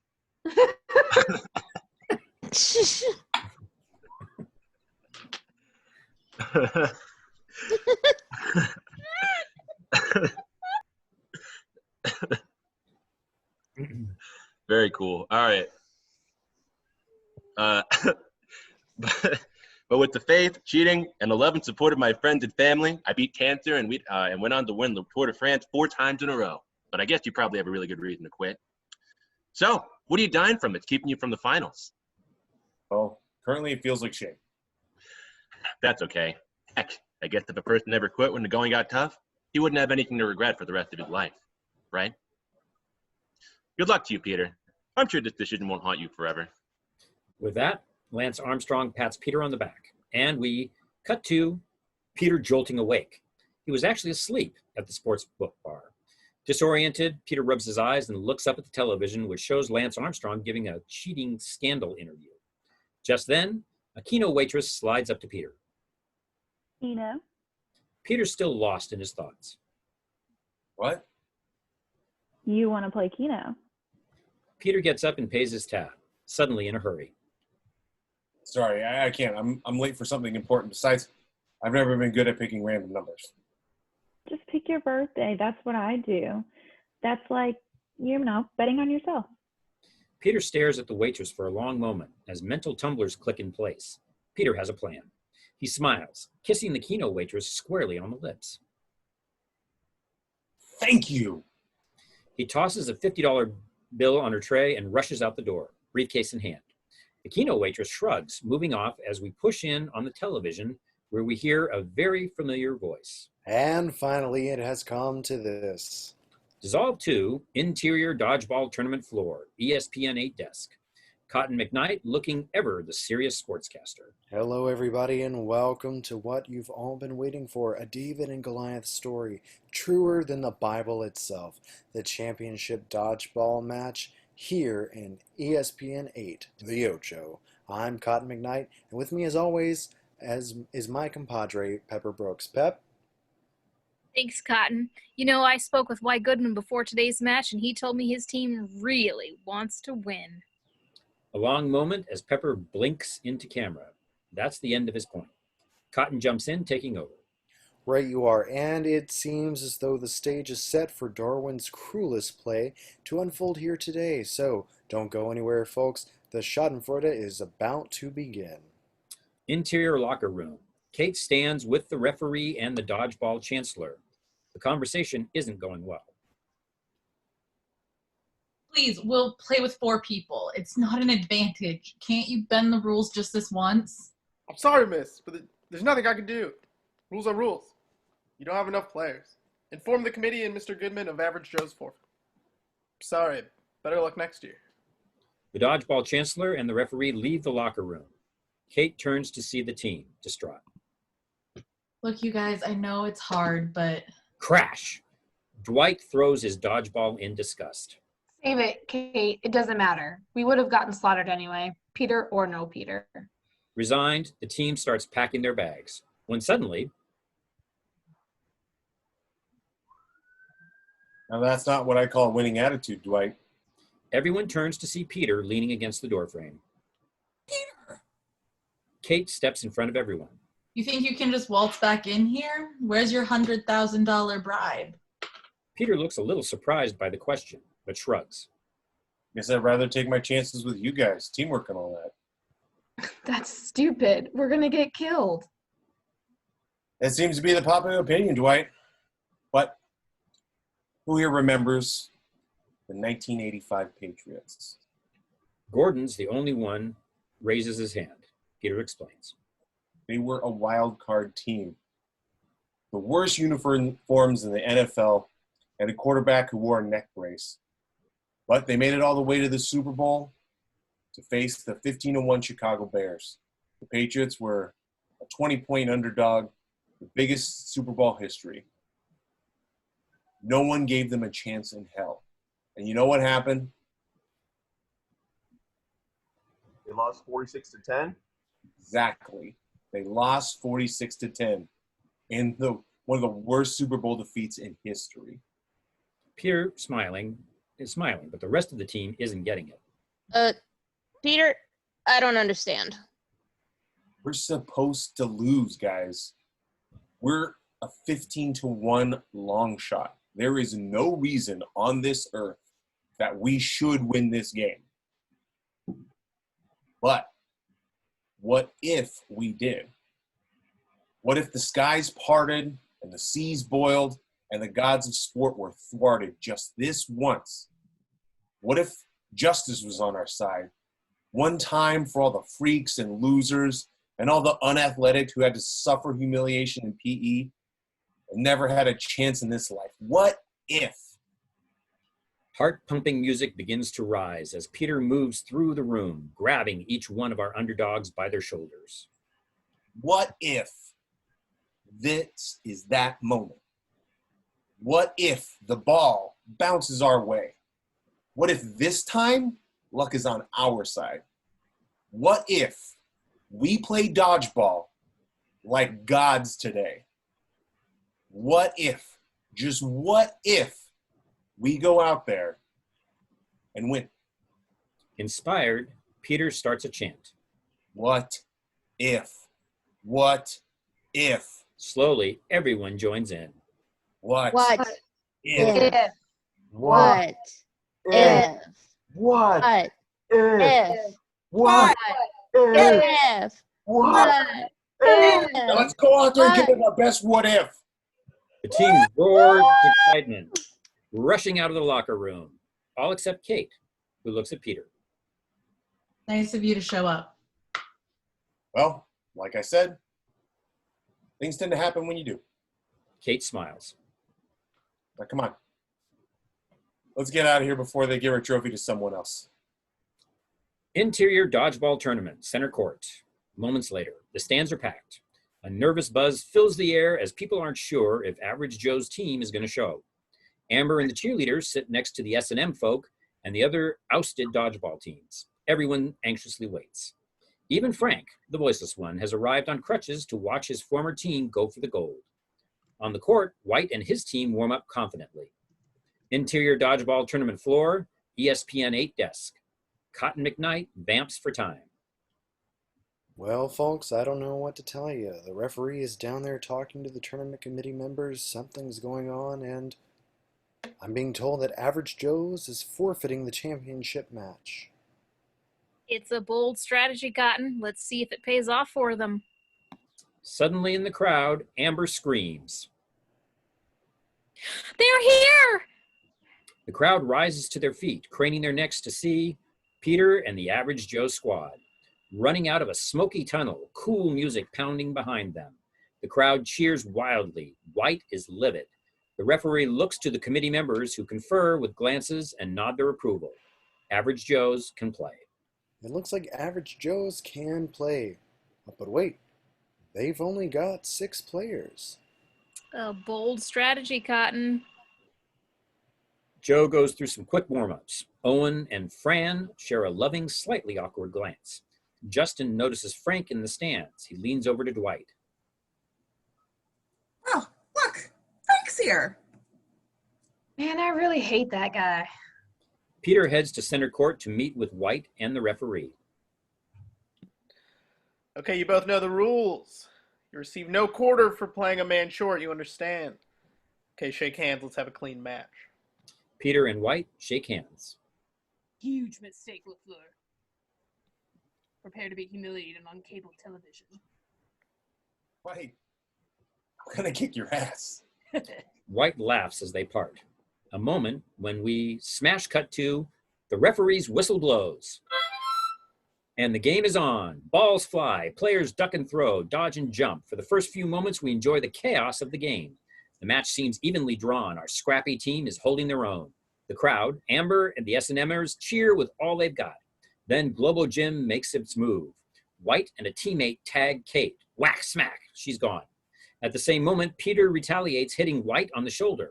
But his ball ricochets in the air and is caught by a Globo Gymmer before it hits the ground, eliminating Peter. With their 2 best players out, things get rapidly worse for the Average Joes. Gordon twists out of the way of one ball, but is hit by another. Owen spins and is about to fire on an opposing player when he realizes it's F.R.A.N. She stops too, holding her dodgeball. Aye. Hey. Dumbly smiling, they're both too in love to throw at each other. Then bam, bam, each one is hit, eliminated. Dwight misses and in turn is pegged in the hip by Michelle. Suddenly, it's just Justin left, facing 6 Globo Gymmers. Well, it's all up to Average Joe's youngest member. He's got to make a play here, Pepper. In the crowd, a worried Amber grips the hand of an S&Mer. On the bench, Peter and the others won't look at each other, though they're all thinking the same thing. It's over. On the balls of his feet, Justin dodges 2 balls, then dives toward Joe's bench, catching a ball as he slides to a stop. In a flash, Kate leaps off the bench, diving to catch a ball that would have eliminated the prone Justin. It's a slick play, especially so because now Peter's off the bench and in the mix. Amber and the others roar, hugging with relief and excitement. Holy smokes, just like that, a 3-player swing. Joe's isn't done yet. In the crowd, Amber can't hold in her excitement any longer. Justin, I love you. Shocked, Justin looks into the stands to see a blushing Amber. I love you. Whack! Justin takes one in the chops, going down hard. Amber winces. Joni loves Chachi. Ooh, true love hurts, folks. Not missing a beat, Peter races forward, catching a ball with his left hand and, in one motion, switches it to his right and tags the confused Globo Gym player. The crowd cheers. Suddenly, there are 2 players left on each side. White and Michelle for Globo Gym and Peter and Kate for Joe's. 2 players left on each side. What a match. What a sport. Kate dodges White's throw as Peter makes a break to pick up a ball, stumbling badly and falling to the floor. Michelle seizes the opportunity, hurling his ball right for the defenseless Peter. At the last moment, Kate dives in front of Peter, taking the dodgeball bullet for him. Time slows as Peter looks at Kate, amazed by her sacrifice. Speed returns as Kate gets up to walk off the court, but not before White, unable to hold himself back, takes dead aim at the eliminated Kate, whipping his ball at her. Thwack, smacking her flush in the mouth, clearly an intentional cheap shot. Kate falls to the hardwood. The crowd boos heartily. On the bench, Dwight and the others are furious. The referee blows his whistle, stopping play. He pulls a strange red tassel from his pocket, waving it at White. That's a warning. What? It was an accident. Give me a break, ref. But the referee isn't buying it. Turn, kneel. Oh, sweet Linus. White slams his dodgeball into the court, furious with the call. A custom dictates White and Michelle turn and kneel. Peter rushes over to help Kate, whose mouth is bloody. Jesus, are you okay? Yeah, I'm fine.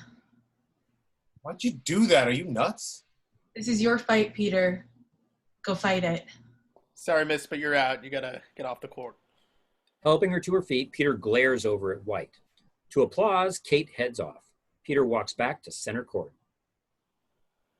Players to your positions. Folks, it looks like it's going to be a 2-on-1, how do you say, ménage à trois of pain.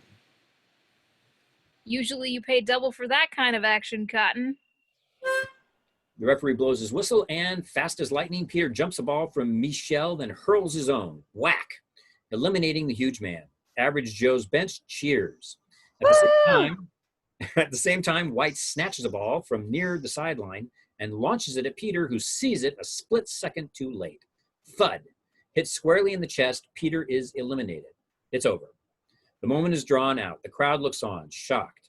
Kate, Dwight, and the others are heartbroken. White smiles. Evil. Then suddenly the referee blows his whistle, waving his hands wildly and rushing toward us. No elimination. Double fault. You stepped out of bounds on the throw. White looks down. Indeed, his foot is on the line. What? This is outrageous. It's ADAA continuation rule 113D, sir. Sudden death. The crowd goes nuts. Free dodgeball. A double fault. Final play elimination hasn't occurred since the Helsinki episode of 1919, and I think we all remember how that turned out. Ladies and gentlemen, prepare to see the greatest happening in sport, sudden death dodgeball. Quickly things change. The lights on the court go black, save for two spotlights, one for Peter, the other for White. The usual red dodgeballs are taken away, replaced by the attendants with two racks of black dodgeballs, complete with Jolly Rogers. One rack for White, one rack for Peter. The referee calls White and Peter to center court. This is sudden death. Only striking the opposing player eliminates him. Catching a ball does nothing. Understand? Peter and White nod, staring daggers at each other. White, last chance. I'll flip you for it. Too late, LaFleur. It's time for you to learn how inferior you truly are. Players, take your position. White and Peter part, followed only by their spotlights. The squad can hardly watch. Kate peers through her fingers. Peter exhales a breath of nervous energy, and sound falls away as he pulls something from his pocket. It's Patch's white silk scarf. Talk to me, Patches. Talk to me. Suddenly, Patches O'Houlihan appears in a white, fuzzy thought bubble above Peter's head, floating there in his wheelchair. Listen up, crotch stain. Remember the 5 Ds. Dodge, duck, dip, dive, and dodge. Remember them, trust them, and use them like a toothless Bangkok whore. Peter takes one black dodgeball off his rack, placing it at his feet, then pushing the rack of remaining balls away from him. What's this? Peter LaFleur is playing with only one ball? You only need one to live a happy life, Cotton. I know.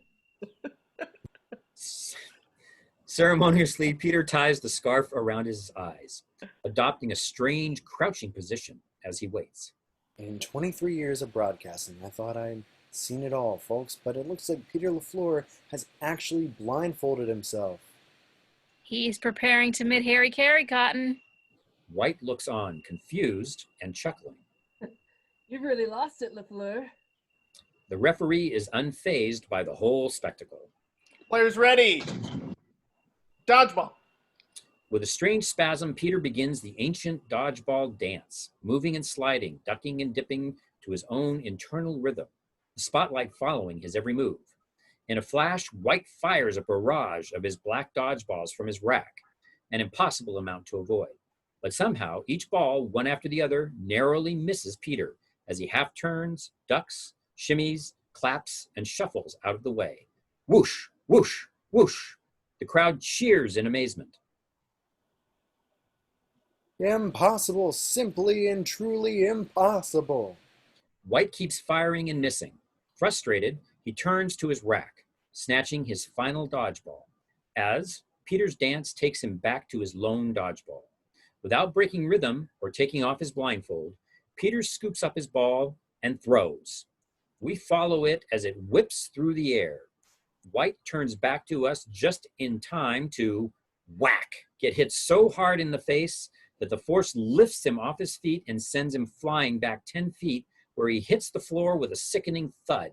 White's out cold. Peter stops, pulling off his blindfold to see his victory.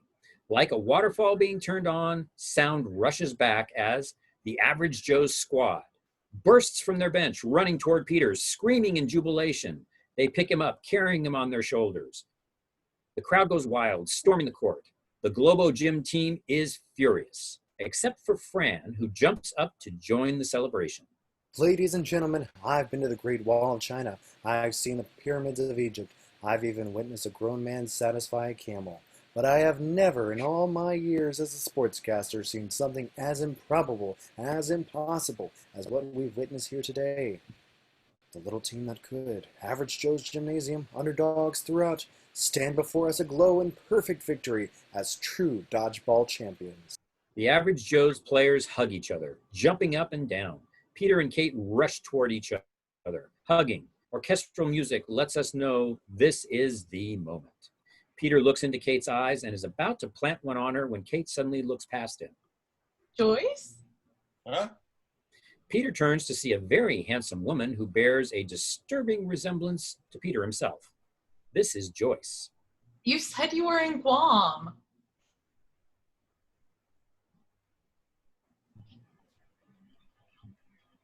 I got an earlier flight. I would have missed this for the world. You're amazing. The two women kiss, one long, passionate kiss. Peter is dumbfounded. Dwight sidles up to Peter amid the chaos. Told you she was a lesbian. Oh. Go. Kate turns as she hears this. Wait, I'm not a lesbian. Huh? No, I'm bisexual. Before Peter can smile, Kate grabs the back of his neck and plants one on him. The place erupts even louder. Kate grabs Joyce, and suddenly there's a steamy three-way kiss going on. Dwight can't believe it. Oh, snap. The Dodgeball Chancellor, escorted by two casino cops, holds the oversized novelty check for $51,327.23 and bizarre trophy. He shoves his way through the crowd, handing it to Peter. The crowd quiets. On behalf of the American Dodgeball Association of America, it's my honor to present you with a check in the amount of $51,327.23. Congratulations. Peter holds the check and trophy aloft as the crowd cheers. Yeah. Then, Wright Goodman, his face creased with the pattern from Peter's dodgeball, shoves his way to the front. What are you so happy about, LaFleur? None of this matters. White clutches the contract Peter signed, waving it around. You signed your stupid gym over to me last night. You lost, I won. Your gym is mine. Suck failure, freaks. The Joe's squad is thunderstruck. This can't be true. Peter, is that true? Peter looks over at his team. They're hanging on his answer. Finally, Yes, this is true. the team and the crowd let out a wounded "oh." It's true. I sold Average Joe's to White. It's true that every man has his price. And it's also true that money won is twice as sweet as money earned. Peter pulls out a red ticket stub. Everyone looks confused except White, who suddenly looks worried. A group of casino cops wheels a small treasure chest over to Peter. What is that? Well, this is the ticket stub I'll use to pick up my winnings at the sports book. Winnings? What winnings? Gosh, I thought I told you. You see that I took that $100,000 bribe you gave me, and I bet it on us to win. What are you, crazy? What if we lost? Peter looks over at his team and finally says something honest. Well, that was a possibility. But I'd rather lose a game than lose my friends. Our underdog smiled, touched by the sentiment. Peter smiles too, but now it's for a completely different reason. More importantly, does anyone know what 50 times 10 or 100,000 is? $50,000. $5 million. Oh my God, Peter, that's amazing. Stick it in your ear, LaFleur. I wouldn't sell you back your gym for $10 million. It's gone forever. You're right. I can't make you sell Joe's back to me. So I guess I'll have to take your advice and invest it in something like, say, a controlling stake in Globo Gym. Hi, Dwight. I'm your new boss. That's it. White can't take it anymore. He snaps. What? No, you can't. White shoves the casino cop out of the way, grabbing his pistol in the process. The crowd backs away, frightened. White points the pistol at Peter. No, you're going down, LaFleur. You're going to go down like a sweet muffin. This isn't how it's supposed to end. This isn't the natural order. I'm the winner. You're the loser. White cocks the weapon, taking aim. It's all over. Suddenly, whack! White's arm is hit by a crutch, sending his pistol flying. White's shocked, but Peter doesn't miss a beat, stepping in and popping White in the nose with a straight right. Thump! White falls flat on his ass. Instantly, the cops jump in, cuffing him. The moment over, everyone turns to see Frank standing there holding a crutch. He waves sheepishly. Thanks, Frank. No problem. Just glad I could do something for the team. Sorry I'm late. Takes a long time to crutch your way to Las Vegas. Always liked that guy. The cops drag White past Peter, who waves smugly. Adios, White. Say hi to prison for me. Suddenly, we see Steve the pirate and a casino cop pushing their way through the throng. Steve's been given a haircut and a change of clothes. He looks almost normal. Hey, pal, I got a guy here, says he's with you. Steve looks into Peter's eyes, ashamed. Then Peter smiles. He's with us. The casino cop lets Steve go, who crosses to Peter. Hey, Peter. Look, it's Steve the pirate. Wow. Look, I just wanted to tell you I thought long and hard about what you said. I guess you're right. I'm not really a pirate. Well, I don't know, Steve. I mean, if you're not really a pirate... Peter gestures to his winnings in the large chest. Who the hell am I going to split all my buried treasure with? Steve's eyes fill with gold fever. His lip quivers. His inner pirate bubbles to the surface. Gar! Steve looks to Peter. Peter! Gar, Steve. It's beautiful! Ah! Peter and Steve embrace, friends again. The team gathers together for a photograph, holding the check and the trophy high as the flash flashes and we freeze. And dissolve to the cover of Sports magazine. Our underdogs on the cover, smiling. A moment. Then we cut to exterior Globo Gym Day. Except this isn't Globo Gym. The sign atop the huge building has been switched with an enormous new Average Joe's sign. Peter and the squad watch the newness with awe. Everyone's there. Justin with a very pregnant Amber. Owen holding hands with F.R.A.N. Even Frank's crutches are gone. It's better than perfect. It's amazing how everything just seemed to work out in the end. Peter takes it all in and smiles happily. Sure is, Scooter. Sure is. Peter tussles Justin's hair. And we move to interior maximum security prison day, where White Goodman, looking miserable in his denim jumpsuit, clips the thick yellow toenails of a hugely obese man, 700 pounds easy, who reclines on his bunk, shirtless and picking his teeth with a menacing shiv. Make sure you dig the funk out of Big One before you get to work on that bunion, boy.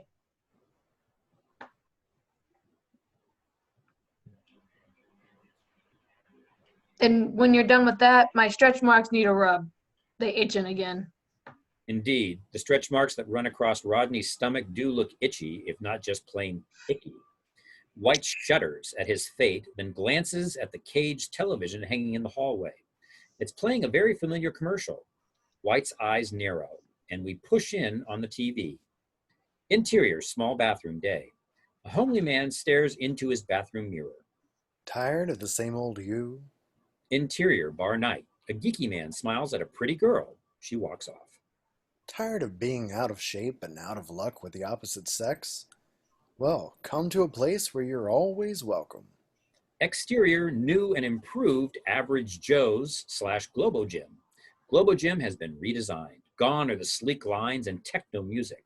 Everything is new, bright, and clean while still maintaining an old school charm. It's a big mom and pop shop. Interior, new and improved, Average Joe's, continuous. Peter appears from around the corner. Hi, I'm Peter LaFleur, owner and operator of Average Joe's Gym. And I'm here to tell you, you're great just the way you are. Peter passes happy gym members working out on the new equipment. All right, if you feel like losing a few pounds, getting healthier, making some good friends in the process, then Joe's the right place for you. In the new Pro Shop, Gordon helps a patron to select gym shorts. Gordon can help you find the perfect workout gear for your body type. Owen and F.R.A.N stand in front of a classroom full of interested couples. F.R.A.N is bent over with Owen behind her, instructing. Need help in the bedroom? Let Owen and F.R.A.N give you some pointers. The blackboard reads, "How to have hot sex for a lifetime." Or, if you want to give your heart a good workout, try our new swashbuckling aerobics class. Steve the Pirate leads the swashbuckling aerobics class. The room is packed, filled with class members sporting eye patches and bandanas. Arr! Arr. Peter continues his stroll through Joe's. And forget about expensive membership dues. Average Joe's is about giving back to the community. We offer low student rates. That's right, guys, right? Holding hands and dressed in their cheerleading outfits, Justin and a very pregnant Amber enter the frame. You bet. Peter continues on. But if you're not a student, don't worry. Just talk to Kate. She's our financial guru, and she teaches our alternative lifestyle class. She'll make it work for you, no matter what your income. Kate looks up from behind her desk and smiles. And if you got any questions about our facilities, just ask Dwight. He's a full-time manager and here to help. Dwight smiles as he helps a sexy woman use a thigh machine. Finally, we come to the mini gym, where Peter walks past an enormous velvet painting of Patches O'Houlihan, holding a dodgeball in one hand and a cigarette in the other. And don't forget, Youth League dodgeball classes are forming now. We pull back from Peter, who we now see is surrounded by a gaggle of 10-year-old kids.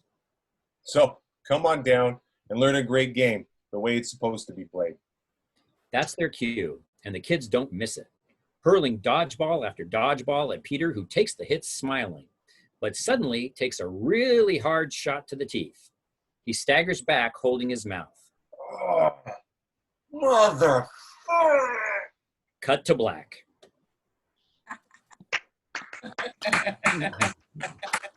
Yes! Oh, y'all, that was hysterical. Yeah. Thank you for tuning That in. was such a good one. Next one.